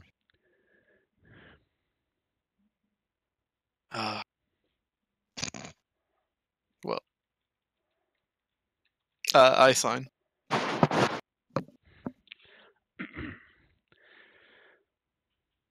right. Now that we've dealt with that, he points at Sarah. Regent / librarian points at Alex. Captain of the Guard points at Darby. Trade Minister points at Grimly. I'll get back to you. And he points at he points at where Traderin was. He was he already left. He can be the game warden. Points at 2. You can be the legal expert. Points at Way. You can be the trash collector. Very well. And I'll get this taken care of. And he disappears. He starts to nod, and right after he disappears, realizes that the only person whom he said regent to was her. And now she's standing there. I guess. Grimmy just looks around. I guess I'm just here. And Sarah notices in her right pocket a little note.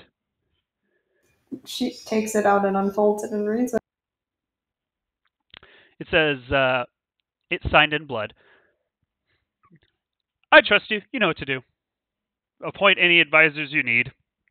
Signed. This seems to panic her more. Yathazar, blah, blah, blah, blah, blah, blah, blah, blah, the Magnificent. And yes, Way, that's exactly what I was talking about. Oh my god.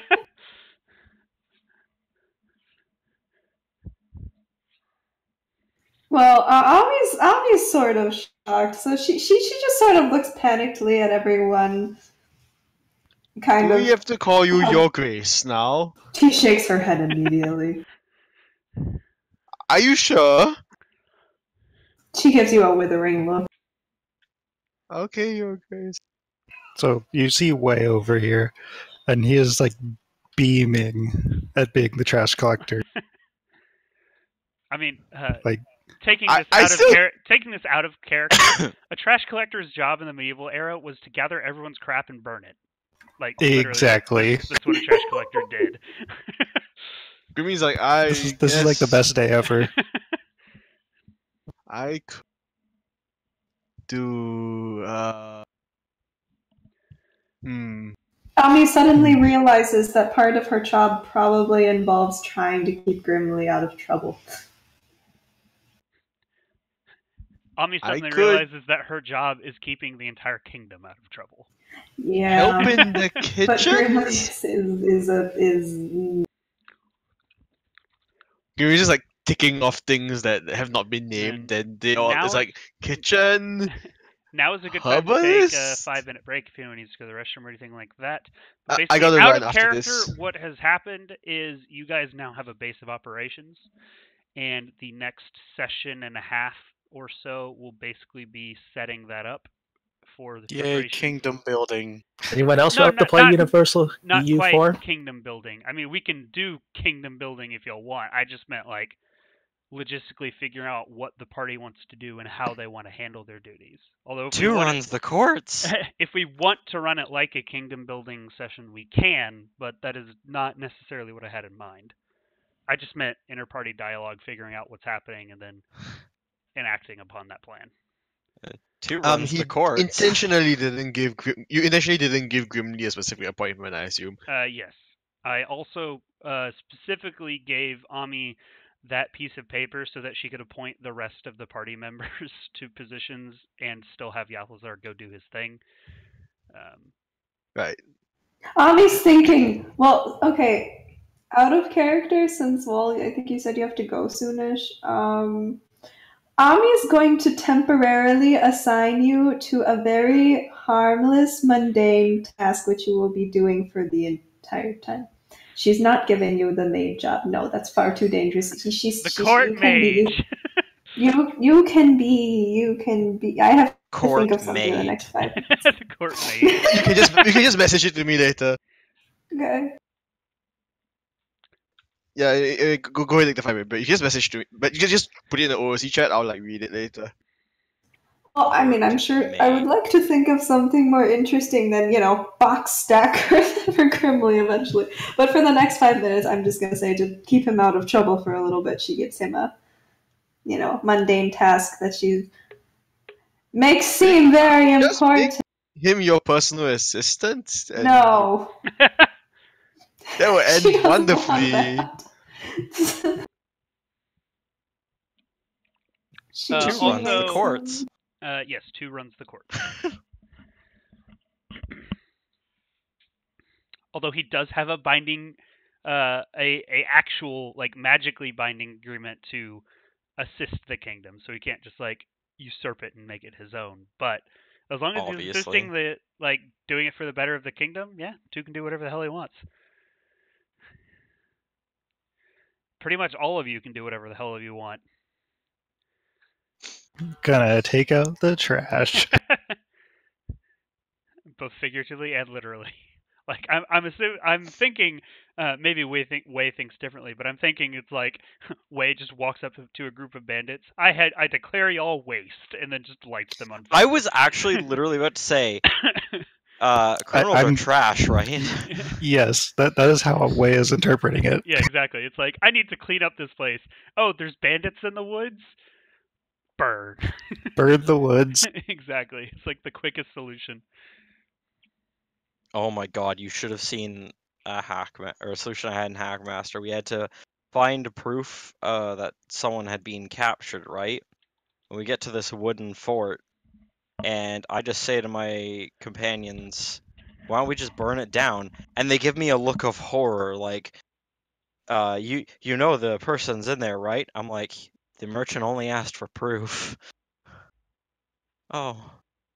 Fire is a good solution. Mm. Fire is the perfect solution.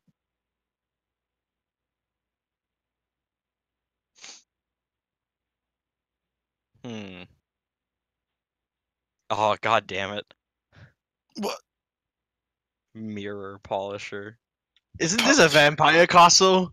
I Are there even any mirrors? There's gotta be some somewhere. We have like 66% of a living population. There's gotta be mirrors Okay, somewhere. okay. Ami Sure. convinces you this is very important somehow. She convinces you by, I'm guessing. Okay, you're probably not fully convinced because you're smarter now, but like, I'm guessing Grimly would be like, and this will be very helpful to the kingdom, and she would just hesitate and then nod her head. Mirrors I are would used say for scrying. I would say scrying. Grimly probably doesn't really believe Ami, but it's like Probably not. I'll just listen to you. He's like, whatever, it's something to do. So Ami seems to feel slightly bad, so she like says, drugs. and you can sort books in the library with me. Very reluctant. Sparkly eyes. Like those like huge sparkly eyes. She looks uncomfortable and walks away.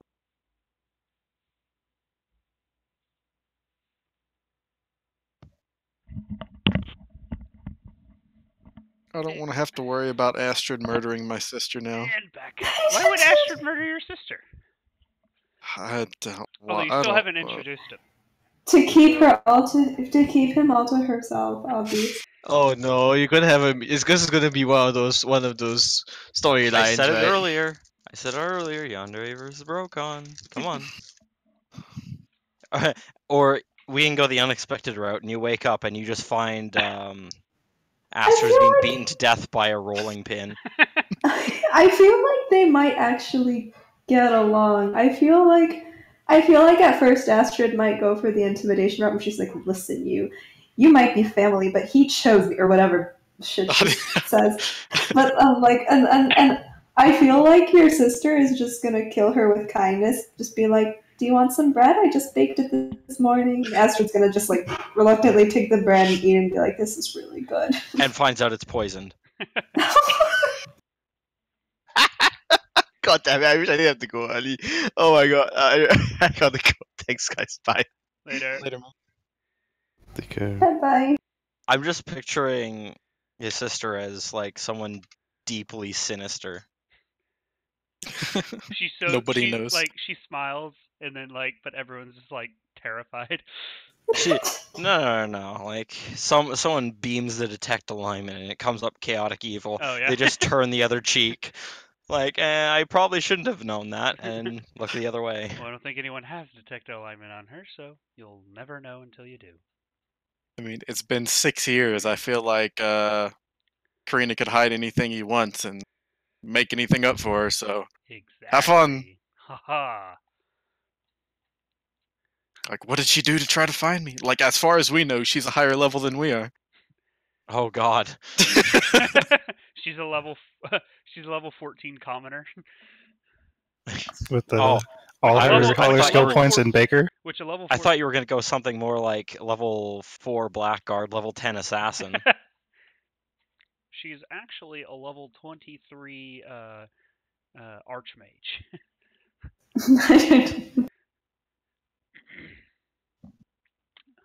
Be right back real fast. She does. I won't tell you her class or anything like that yet, but I do have a stat block for her, and she is at least 1 level of artisan. Okay. That doesn't mean she is or is not other things, but she is at least a level 1 artisan.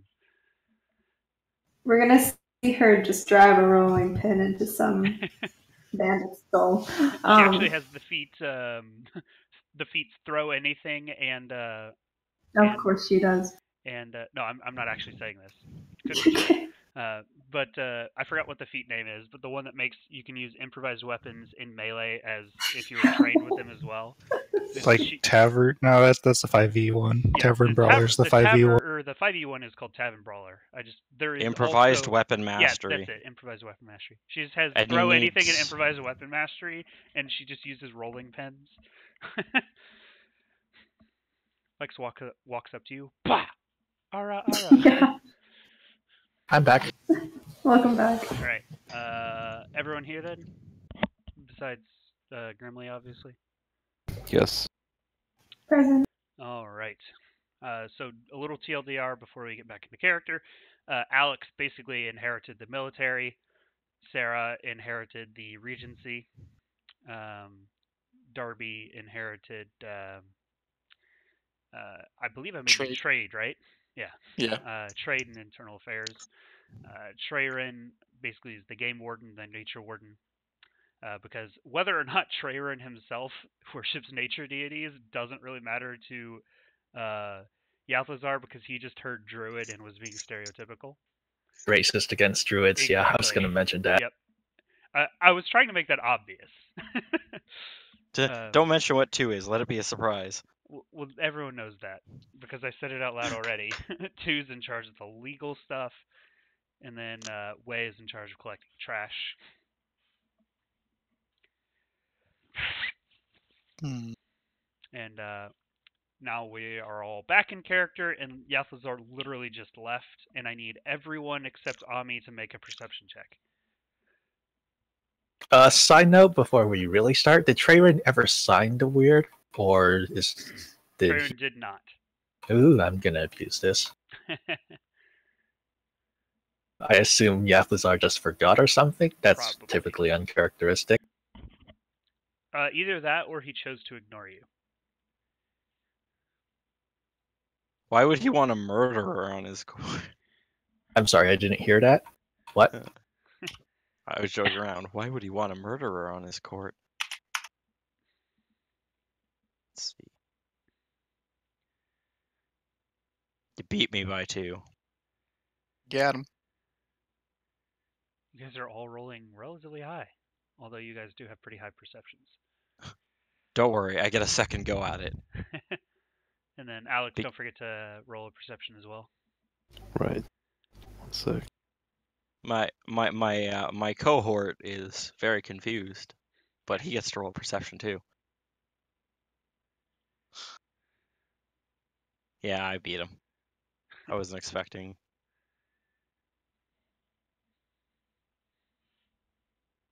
What was perception again? It's a skill. Below, right? Second page, left side, towards the bottom, in alphabetical order. And it's you're Oh, I looking for see. the skill mod, so it's 1d20 plus the skill mod. I have 0, I think. So it's just a regular d20 plus nothing. That's still pretty high. Still- If you rolled a 20 or higher, you notice Ami looks incredibly pale. Her eye color is now red, and she has fangs. Oh, she's a vampire. Ami herself has not realized this yet. She sort of blinks at everyone, wondering why they're staring at her. Then remembers she was just made regent and Wave points her attention. at his like teeth while staring at Ami. She looks confused and prestidigitizes you. She brushes your teeth. 2 thinks you're a little bit long in the fang. She looks at kind of looks at 2 for a moment, blinks, then kind of realizes what he said and pulls out the small mirror that Yathazar gave to her a while ago and tries to. Your canines, both top and bottom, are about 4 inches long, although they don't seem to be a problem whenever you close your mouth or try to talk. She sort of like when you feels open one your over mouth, with her. when you open your mouth, they elongate, and when you close your mouth, they basically get shorter again. If possible, she turns paler. Also, actually, no, you wouldn't really... realize that because you can't see yourself in the mirror. Yeah, I was gonna. Okay, I wasn't sure if you like changed that. She looks very confused.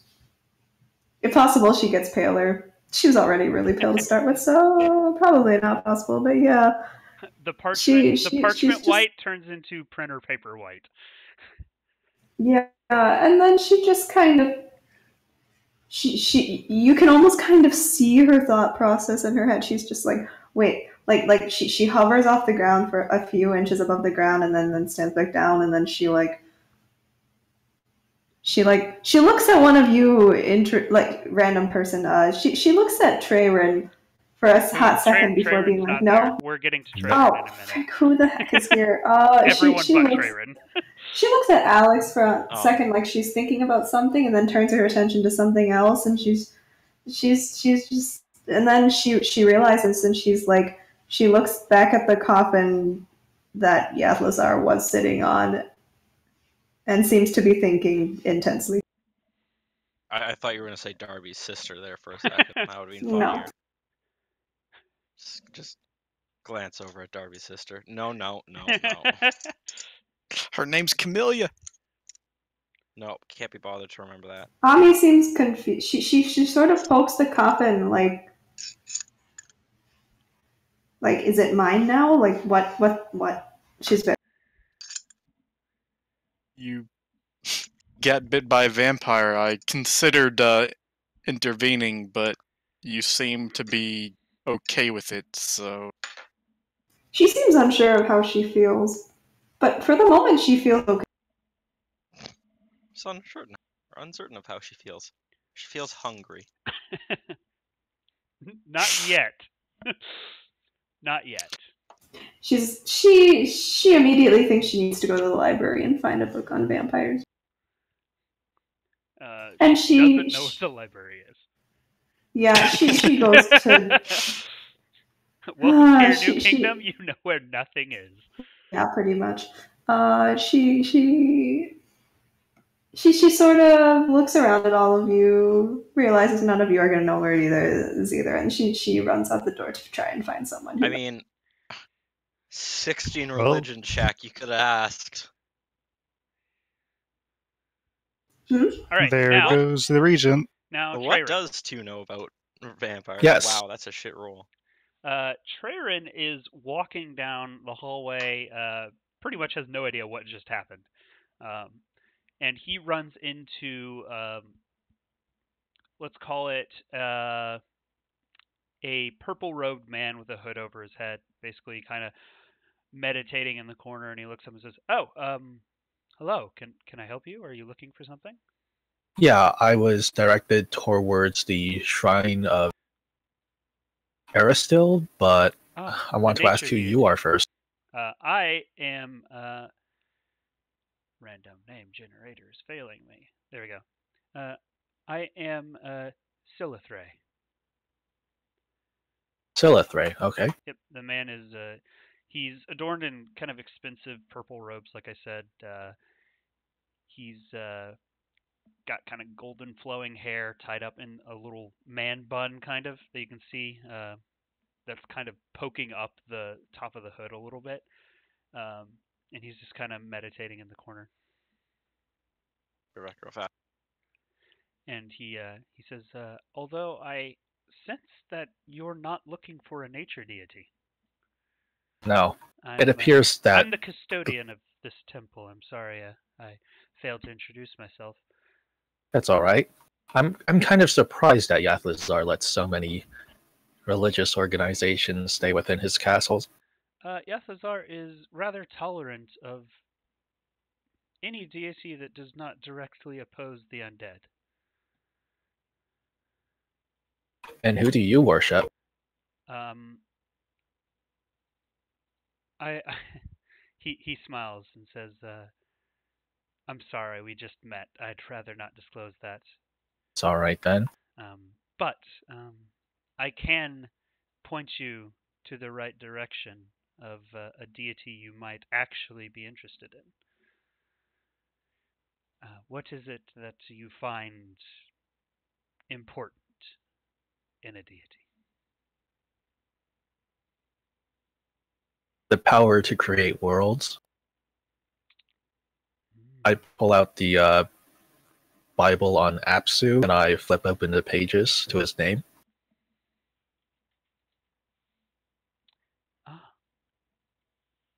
Do you mind if I look at this real quick?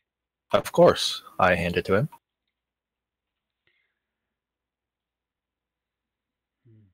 I see. You're a dragon worshipper. Yeah. There aren't that many in my world, but I'm not sure about this one. Well, we don't have a temple of Apsu here, unfortunately.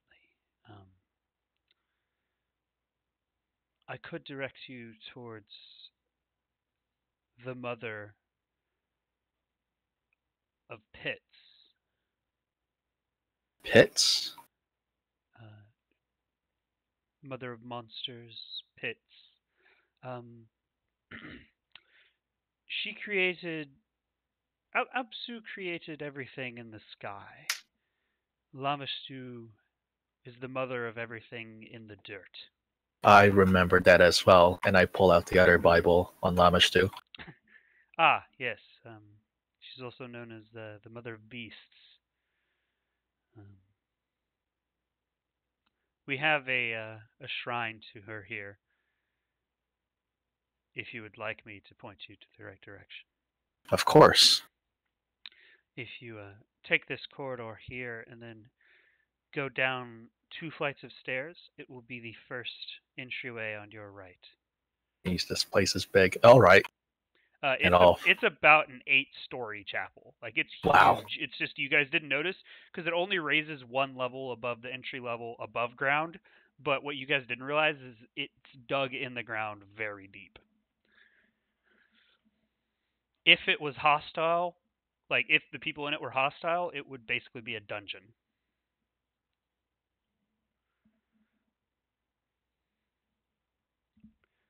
Yeah, he points you in the right direction, and he kind of looks up at you and says, "Was there anything else you need?" It's fine for now.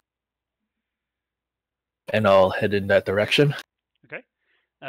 You follow the directions, and then there's an entryway, and carved into the stone above the entryway is the head of a goat with 3 eyes. Foreboding. I'll enter. And as you enter, there is a rather sparsely decorated little chapel area with a shrine, like an empty altar in the center, and then standing in front of the altar is a masked man with looks to be humanoid from the waist up, with rather muscular arms, wearing a tight leather jerkin, and then from his waist down, he has really muscular furred legs that end in cloven hooves, and two antelope-style antlers pointing straight up and a little bit back from his forehead. And what is standing in front of you, I believe you would probably know what a satyr looks like, is a masked satyr. And he looks up to you and says, "Haha, hello, how can I help you? This is the Temple of Lamashtu. What do you wish of the Demon Queen, or the Mother of Monsters?" I wish to pray to her about knowledge of the great world wound on this door. There is no better place than here, for hundreds of miles. Do you require a sacrifice, or have you brought your own? Not quite sure what I have would be suitable as a sacrifice. For a single silver piece, I can grab you a chicken. Oh, I'll pay up for that.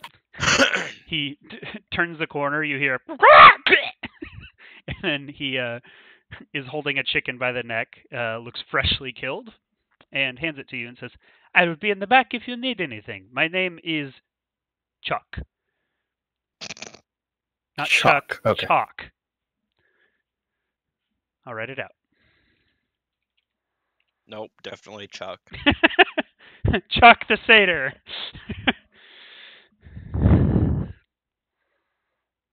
Well, I'm glad we found a goat man to replace Grimly. No, this is like an actual satyr. Okay, no, I know. Not a really ugly tiefling. Also, you can't see his face, so you have no idea if he's ugly or not. Oh, who knows? He could be beautiful down there. He could have a 25 charisma for all you know. Okay, I'll undergo the proper rites and basically you pray. Disembowel the chicken, lay the entrails out in a rather interesting pattern on the altar, and then pray. Mm-hmm. And what does your prayer sound like? Oh, Lamashtu. What is Trayrin praying for? Yeah. Mother of monsters, grant me the knowledge that I seek, the knowledge of the whirlwind, of its causes, and its cure. End prayer. You basically you don't get anything immediately, but you do get this mild. The best way you could describe it would be an itch, kind of at the back of your brain, basically. Like it's not an actual like physical itch, but you do get a little itch, and you feel that your prayer has been heard, if not answered.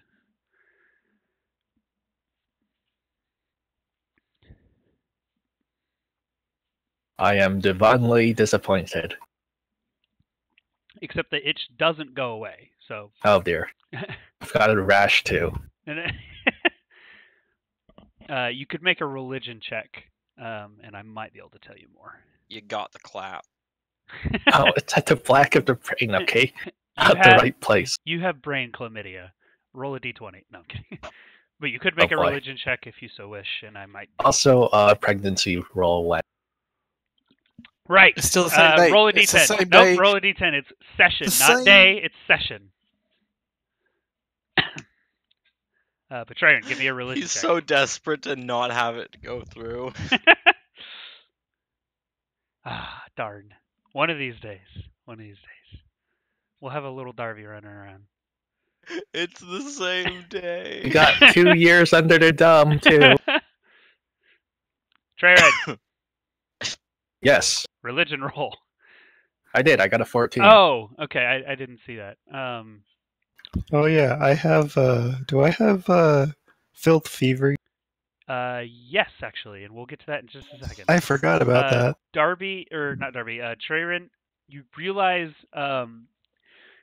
through perusing, I'll give you a +5 bonus because I'd forgotten you had the Book of Lamashtu. Perusing the Book of Lamashtu, you realize that she communicates to her followers mostly in dreams, so that the itch is probably telling you that she heard you, but you wouldn't hear anything anyway, even if she did choose to respond until you slept. I'm gonna call out Chalk and inform him of this itch. Ah, the lady has chosen you, or Really? at least chosen to speak with you. He pulls out a club. I could put you to sleep right now, or you could wait for tonight. That's all right. I need Okay. to meet with my friends again, Very I well. like Chuck already. and I'll scurry upstairs and hopefully I get back in one piece without getting I mean, clubbed. I don't know if Trayrin has realized, but Lamashtu is a chaotic evil god. Yeah, I'm chaotic neutral. I'll deal with it. I mean, that is only one. That's within the worship alignment. You have to be within one step, and that is within one step. So. Yep. But it also explains that Chalk, it's like using his because he is a cleric. He does have very high wisdom, but very low intelligence. I rolled his stat block as I came up with the name, and his intelligence is a 6. His wisdom is a 24. So he is very wise, and his wisdom tells him that the best way to communicate with his mistress is to have people sleep. His intelligence says, hit him with a stick. That'll make him sleep.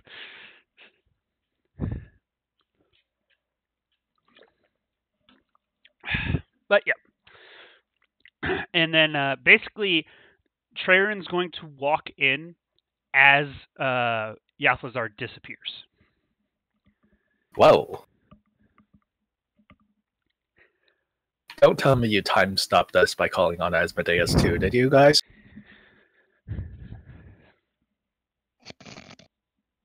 I'll take that as a yes. I'm starting to get a sense of feeling these things.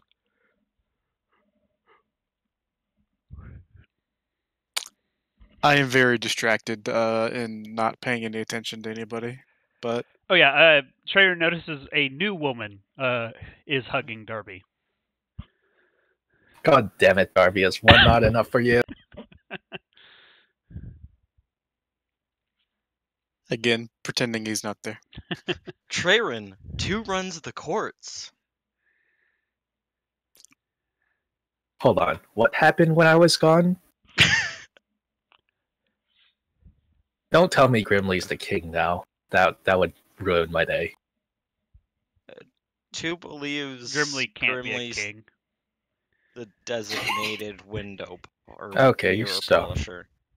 all right. So where did Yathlazar go? I saw him poof away. He can't be around here anymore. 2 He believes he went. won't be back for 2 years. Pretty much that. Oh, all right. So 2 who's would king? like to introduce you to the new ruler and points it on me. No. You catch her just as she's going to find the library. Yeah. Well, you actually no, because he walked in as this happened. You catch her staring at a mirror and floating in the middle of the air. Ah, yes, that's right. Oh boy, don't tell me Yathlazar bitter and said some stupid pun. Start over. Taste. You're roboting. Oh, okay. Don't tell me Yathlazar bitter and make some stupid pun about her not eating enough vegetables or something like that. He did do that, didn't he? Oh, great. Everything I said before happens, and then you screw it up. Okay, we'll look it up right now. Everybody's roboting now. That's weird. Oh, Is it just me? It's just you. No. I'm gonna disconnect and reconnect real quick.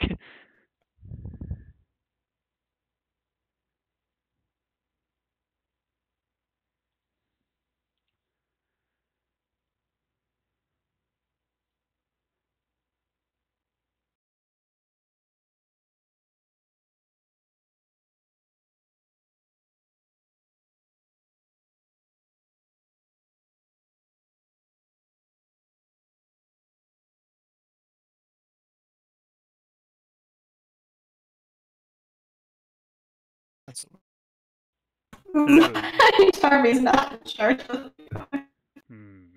What was Darby in charge of again? Trade. You should probably take that away from him. What? Why? Like zombies? Really? You guys care about the zombies? Hey, I mean- two-thirds of the population is not zombies. Yeah, I agree. I understand that. That is why these zombies should be segregated and put into slums and made to do all the like manual labor that nobody This is sees. why you're in charge of trade. Who wants to trade with a zombie? Okay, if a zombie came to you and tried to offer you a meal or a piece of armor, would you like? Yeah, here, I have some gold. Let me buy that from you, Mr. Zombie Man. Darby, make a perception check. There's a bunch of zombies inside this room, by the way. There is 15. a rather sad looking youngish woman with rather kind of pale orangish skin.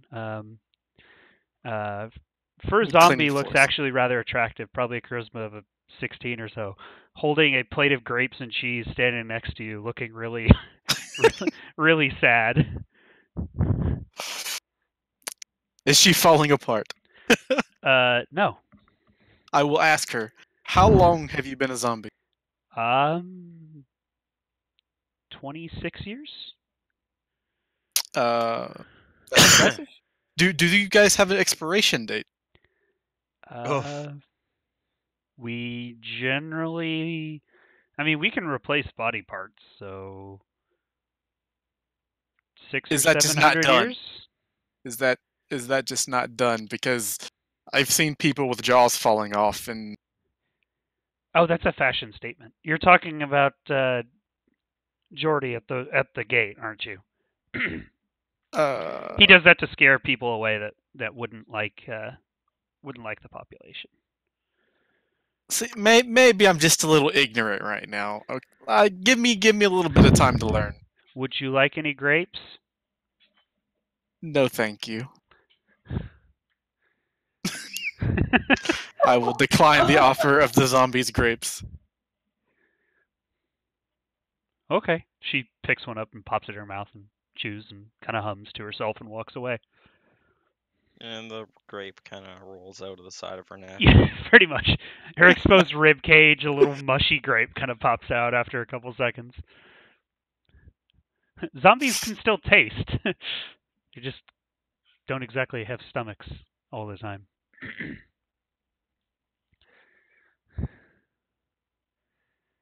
To be fair, Ami's a little freaked out by the zombies too, but she's a little freaked out by anybody, no matter what they are.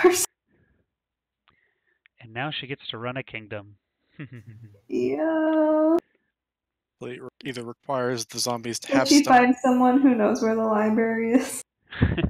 I mean, there are people in all throughout the chapel, or you could just run outside.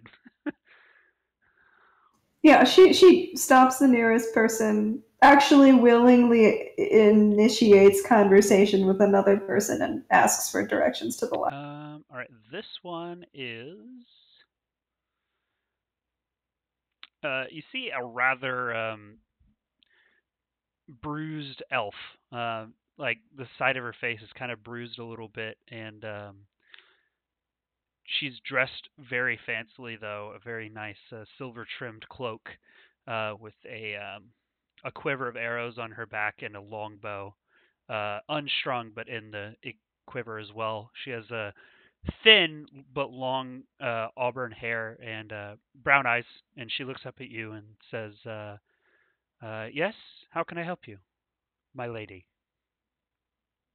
Ami blinks at her, wonders how she knows that, ignores it, and asks, "Where's the library?"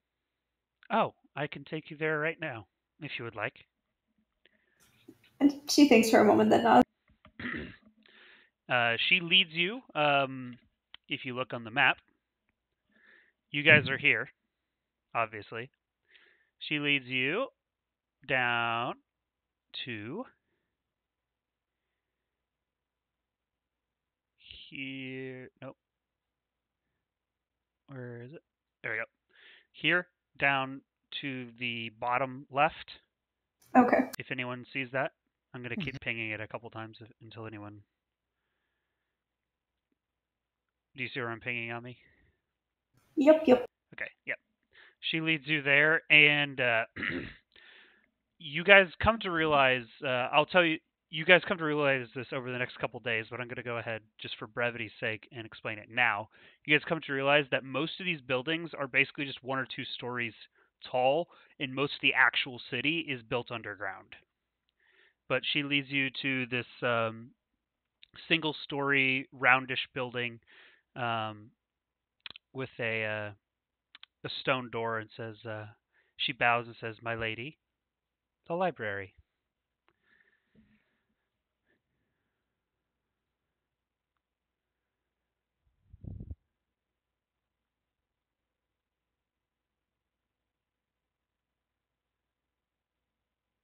Hello?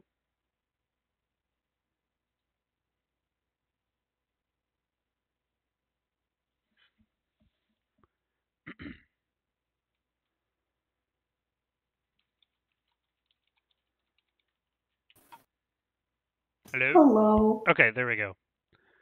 I think I lost sound. You lost a lot of things. You completely disconnected. You were gone. Nice. When did I get cut off? Because I did a whole spiel for a while, for a little bit, no. and then We I are waited. at we found the library. Okay. Did you guys hear about my underground thing? No. Okay, I was just talking to myself for a while then. I'll repeat that then. Can you guys still hear me? Yes. Yes. Okay.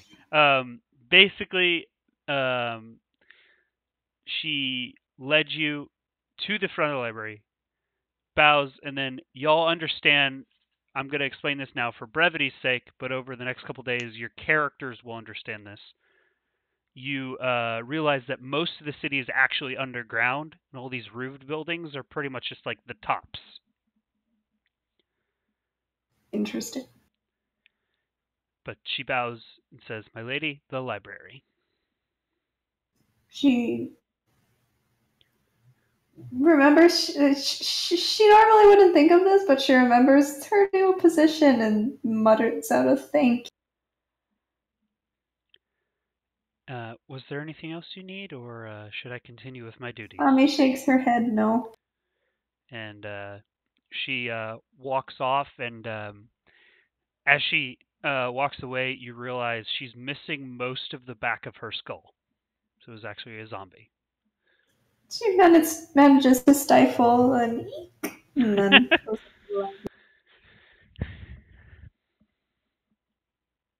And the library is in front of you. Big stone door, although it looks to be unlocked. She goes in. All right. There's a winding staircase down, and then right in front of it is a rather large oaken desk with a extremely pale, tall, thin man, kind of balding, kind of has that monk haircut, like the stereotypical one where he has hair all around except on the top. And he looks up at you, and he's in simple grayish brown robes, and he says, "Ah, yes. Hello. How can I help you?" Did you say, "How can I help you?" It's cut off. Yes. How can I help you? Ami sort of looks at him for a second, tries to determine if he's a zombie too. Then, after a little bit of inspection, he does not look like a zombie. He actually just looks like, you see he has pointed ears. He's probably a half-elf, or else a very humanoid-looking elf. Really thin, though. Looks like he doesn't eat much, and he's extremely pale. You're guessing, because he doesn't look like a vampire. He doesn't have red eyes or anything like that. That he just never goes outside. Got it. She can relate. He does have perfect teeth, and his hair is rather grayed, but it does have speckles of what was probably once red hair. She blurts out, "Where are the vampire books?" The books on the vampires would be on floor level 2, section 312. She nods and darts up the stairs. Down the Down stairs. the stairs. There's no upstairs. Ami realizes as she goes down the stairs that there are no lights, but that That's okay. doesn't happen to be an issue. And this library, have you ever seen pictures of the Library of Congress? Yes. Imagine that, but like 3 entire stacked on top of each other. That's the size of it. How long is she running? Oh, she's running? I told you she darted down the stairs. She would be running for probably about 5 to 10 minutes as she orients herself. Okay. I feel like after the first minute she would have gotten tired and Probably. floated, if that's possible. Except she's an undead. Yeah. Oh, that's true. Is it like one of those spiral staircases where there's a big hole in the middle? Yep. Like okay, she'll float down. Okay. You kind of glide down the center and then get to the second floor, and then I believe he said section 316. And takes you a bit to find that, but once you do, you find an entire probably 3,000 or 4,000 books on undead and vampires. Awesome. She looks for one for new vampires. All right, roll me a perception check to find it. Oh boy. You can take 20, but it would take you an hour.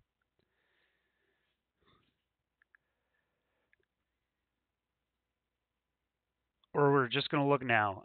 After about 2 minutes of looking, you find one basically on what happens when someone turns into a vampire. And it's a little primer over it. Okay. She'll go read that while everybody else does. Okay. And while everyone else does whatever, what is everyone else doing? Did we notice a castle or a main kind of building that Lord Yalthazar would have stayed at? Yeah, it's on the right side of the big windmill, if you see. Like basically the polar opposite of where you are now. Gotcha. So it was up on a hill and it would have been invisible. Yes, it like if you look on the map, it's literally y'all are on the left side. It's this one right over here on the right. Yeah. It's a raised fortress-looking thing that looks like it has a little portcullis made of stone, but it's built into the much like the chapel. It's built into the hill. Yep. I want to figure out where we're staying. Yep. I would imagine that would be we would stay over there, but I don't know. I mean, he kind of just up and left us, so we are now left to convince the people that yeah, we live here now and we are leading things, and you're just gonna have to trust us. I don't know how that's gonna go, but we can go try. My lord, I could probably help with that. And you see a exquisitely dressed man standing next to you. He has a very thin white mustache that's actually goes out about 2 or 3 inches on each side and is curled. Looks to be waxed. Meticulously combed back hair. And he is wearing flowing golden robes. Not billowing, though. They're pretty much like straight down, so he doesn't look like a Supreme Court justice. He just looks like someone wearing very fancy clothes. Think 1700s Italy. Okay. And then he has a gloved hands, and he's standing there and says, "I am the my lord's right-hand man, and you could call me, I guess, a butler, but I would love to help you integrate here. My name is Lucian Nitovia. Lucien. So we have a butler now. I mean, I'm not going to complain, I guess. I would say butler for him specifically, since there are more of you. I would probably a major domo would be more accurate as to my capabilities and general tasks. I have been doing my best to make sure the city runs properly in his lord's absence these past 300 years. Although I did not have the authority to do regency work outside of the city itself. Do you know where he was intending for us to stay? Is the castle occupied? Is the castle usually occupied? It is during not normal usually operation? occupied. However, there are plenty of rooms for dignitaries that you could use for your own purposes. I think that sounds like a idea. They are kept furnished year-round in case someone. Usually, we don't have too many dignitaries, but a few come every year, so we keep it furbished for them. Hmm. If you would all follow me, I can get you settled in as quickly as possible. Are there That any sounds great. special needs or requests anyone in your party, any of your lords or ladies require? Does anything have an alchemist workstation, a full size? You could ask the morticianer. He deals with a lot of alchemy. He lives in the Perfect. dungeons under the keep.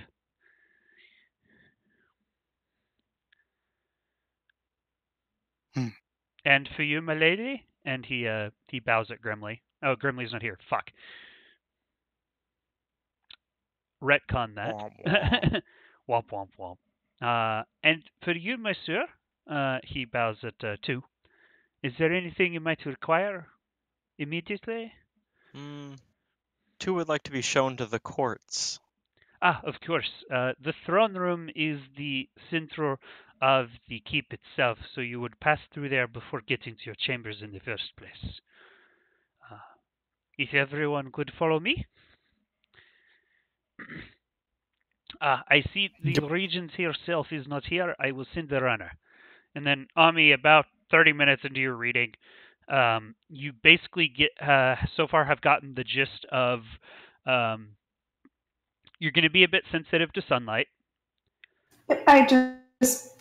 I'm taking this as her learning all the stuff you sent me. Oh, okay. Plus maybe other. Then yeah, you learn most of what I've already sent you then. Cool. Specifically that once a year you're going to have to drink humanoid blood, but all the other meals you can probably get away with doing just basic animals and stuff. Okay. But a runner does appear to you and says, my lady, the regent's assistant Lucian would like to meet you with the rest of the party in the throne room to get you acquainted to your rooms. I could lead you there. She looks panicked and sort of weakly protests like, but I still need more books. It's too much. My lady, this is basically looks like a young page. He looks kind of out of practice talking to people that aren't Yathazar. So he's kind of tiptoeing around, not sure how he'll react. He says, my lady, the entire library is yours to do with as you please. You can always come back. She seems to blink as though she hadn't considered that yet. And she nods and sort of puts the book down. You could take that with you. I mean, you are the librarian. She frowns and says, I've read it already. Oh, okay. Well, if you can just follow me. And then basically you'll meet up at the front of the throne room. And while looking a little dusty, it is a rather spacious throne room. Don't think Game of Thrones style because it's not quite that big, but think stereotypical. It has a raised dais with a stone throne carved into it, but it is padded and cushioned, so you wouldn't have to just sit on bare stone. With a long table in front of it for like the lords and ladies of the court, and then a couple long tables out in front, lower for like guests that you might entertain and stuff like that. Let me see if I can find a picture. Well, I guess we have to figure out how the hell we're going to complete this contract that is so vague in the first place. We just have to make sure the kingdom doesn't fall apart. What's the worst that could happen? It gets invaded by demons. I don't think we have to worry about that. I mean, I sure hope you're right, but I find it hard not to worry after what just happened earlier today. Maybe. Fair Well, enough. we just have to hope that the barrier holds up. It looks a lot like this, although not as palatial. Like it's much more medieval looking, but that's the general setup type I was talking about. Okay. Just not as frou-frou. Well,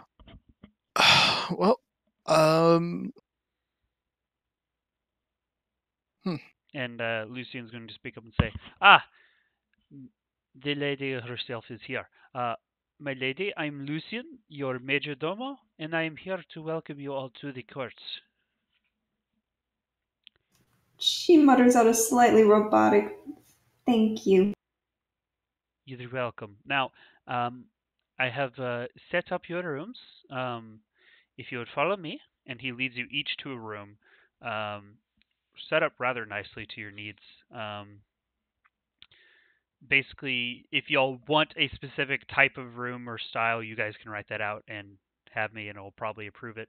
But otherwise, they're basic, just general basic, fancy but generic rooms. And then he looks at you and says, "Now, before we get to the actual appointments of officials and making sure things are running and coming up with a plan of operations, I was told to that you would need to be outfitted. Is that correct?" Yes. Yes. outfitted. He sort of looks at her overlarge cloak and seems to be wondering what could be wrong. Yes, this. He kind of looks at the tattered cloak and says, "I can." It's not tattered. It is a cloak of resistance, is but it? like, Okay. but I can. yeah. Well, you should look like a proper ruler, and I can make that happen. Now, if we could move on, we have a great court blacksmith who is also quite well at making weapons. I was informed by my lord before he left that I should outfit you to the best of our capabilities. Yes? You're correct. You Yes. are correct. Now, just so you know, I will take you there currently, but before we get started, I will have you know they will probably take a few days for him to actually make the goods, so we don't have them prepared automatically. But if you should follow me, I will take you to the blacksmith right away. And that is actually where we're going to end the session tonight.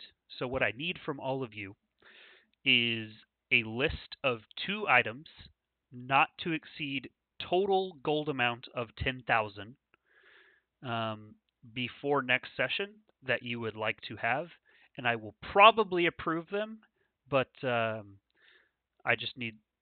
will have final veto power just to make sure I don't accidentally give y'all something super OP.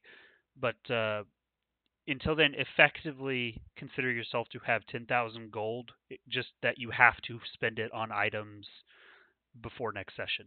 And then you guys can peruse the SRD and stuff like that for something you might want. Okay. And then we'll get to actual combat and stuff like that next session. Oh, goody.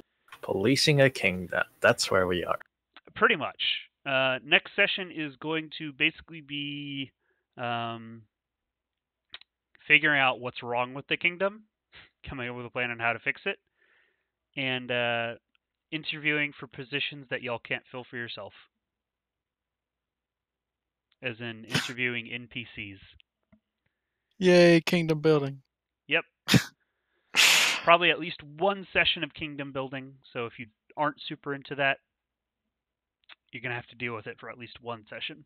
Although I do not plan, obviously, in game 2 years, I do not plan to spend the next 2 years building a kingdom.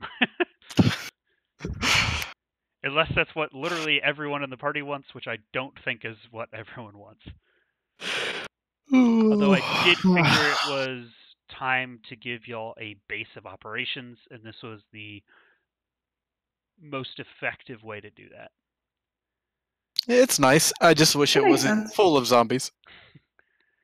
Well, yeah, Darby's a racist. We understand. They're fucking zombies. It doesn't matter what race they are. They're They're intelligent zombies. It doesn't matter. You They're could be a people dwarf too. zombie. You could be a human zombie. You can be an elf zombie. It doesn't matter to me.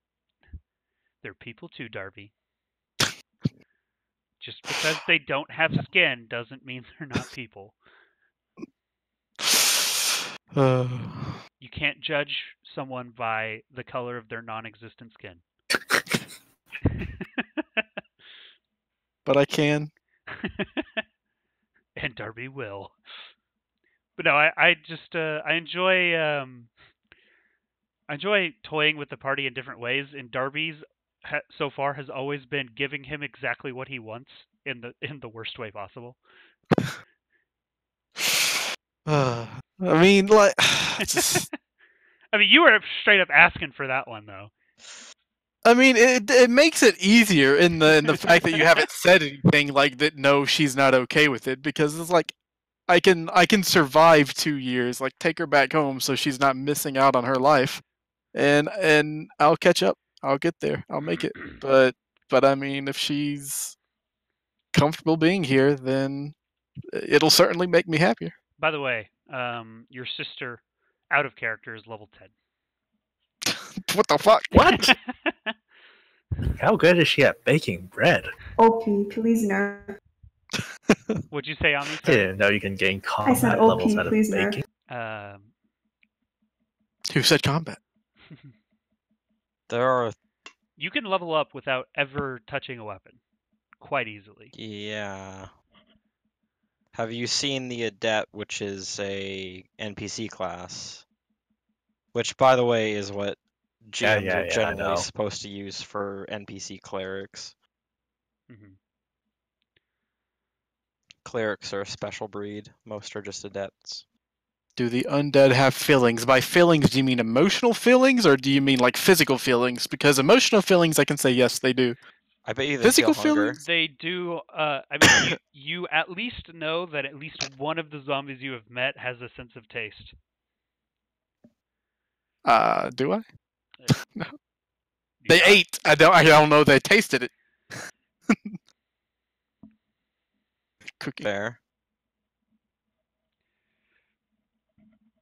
But I know that they looked very distraught over my talking about putting them in slums. So they have feelings, at least in that regards. Well, yeah. I mean, wouldn't you? I mean, I don't know. I've never been undead before. You're also being extremely rude to Ami now. It's I corrected myself. It's not an undead issue.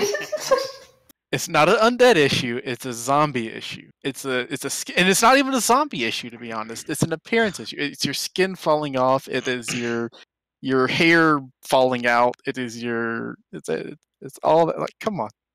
I just need to Fix level yourself. again so I can rebuild. Probably did not gain enough EXP over just the last 2 sessions to level again. Sorry. We can kill Darby in his sleep. Got to get through Astrid and my sister first. Also, out of character, she's a level 7 artisan and a level 3 vigilante. Vigilant. Oh. Wow.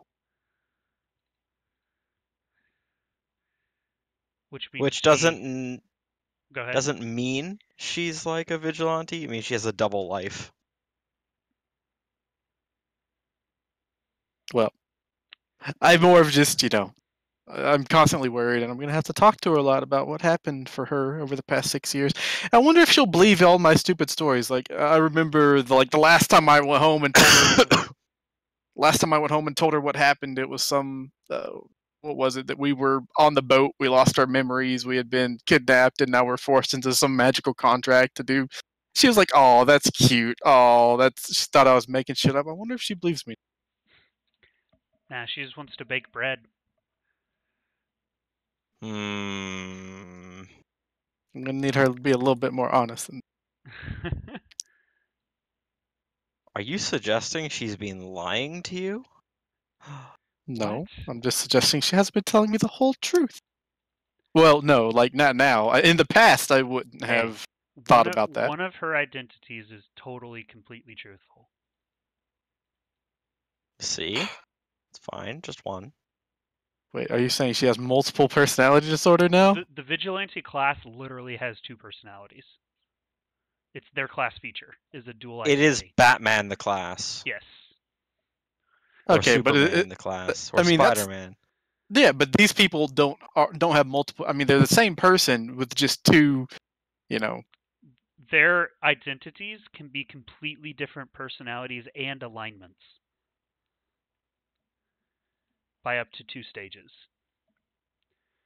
Now, I'm not telling you exactly what it is, obviously, because you haven't figured it out, but potentially her Baker self that you know could be lawful good, and her vigilante could be chaotic evil. That's a bit more than 2 steps. That's actually 3 steps. Could be neutral, or chaotic neutral, or lawful evil. The idea is that where was I going with this? I don't remember what I was about to say. Basically your sister's Batman with a rolling pen. Rolling pen.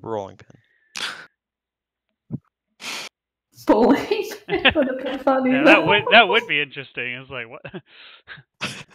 There's some creative and They're probably used. right They're there. used for juggling back in the times, Sure. maybe. But circus stuff. Yeah. But something, I'll tell you this much: something in the last 6 years has made your sister a vigilante. No. I mean, I will assume that shit happened. I already assumed that shit's happened in the past 6 years for her. That's why I got so upset that you can't just uproot someone's life like that and fucking take them to another plane of existence without them knowing what the hell's going on and them agreeing to it. I kind of know this. I've kind of had that happen to me. Well, I don't want... it already did happen. It's nothing you can do about it for 2 years. Can I play as a Minotaur? Sure. Oh boy. I've almost never restricted, other than if you're too low level and the class modifier, like the adjustment modifier is too high. I don't like restricting my players' characters. Just realize that crazy. whatever class whatever class or race you pick as your character will have in-game consequences. Like if you picked an orc, like just straight up orc, in the middle of like Cormyr, which is constantly at war with orcs, you'd tend to be the target of racism and bigotry. And that would have an effect in character. Oh boy. Why do all the kind of places like how that we you go- picked rat folk, and rat folk don't appear on this continent, so you're seen as an oddity. Yes, Alex, it has ended. All right. Well. See you guys in a bit. Also, good to see Alex coming into character a little bit. Good job with that. No worries. Warming up to the party a bit. Also, now the captain of the guard, so he's going to have to. Yeah. All right, guys. See you guys soon, or maybe see you next later. week, yeah. Take care. Well, despite rat folk being rare, I bet you 2's may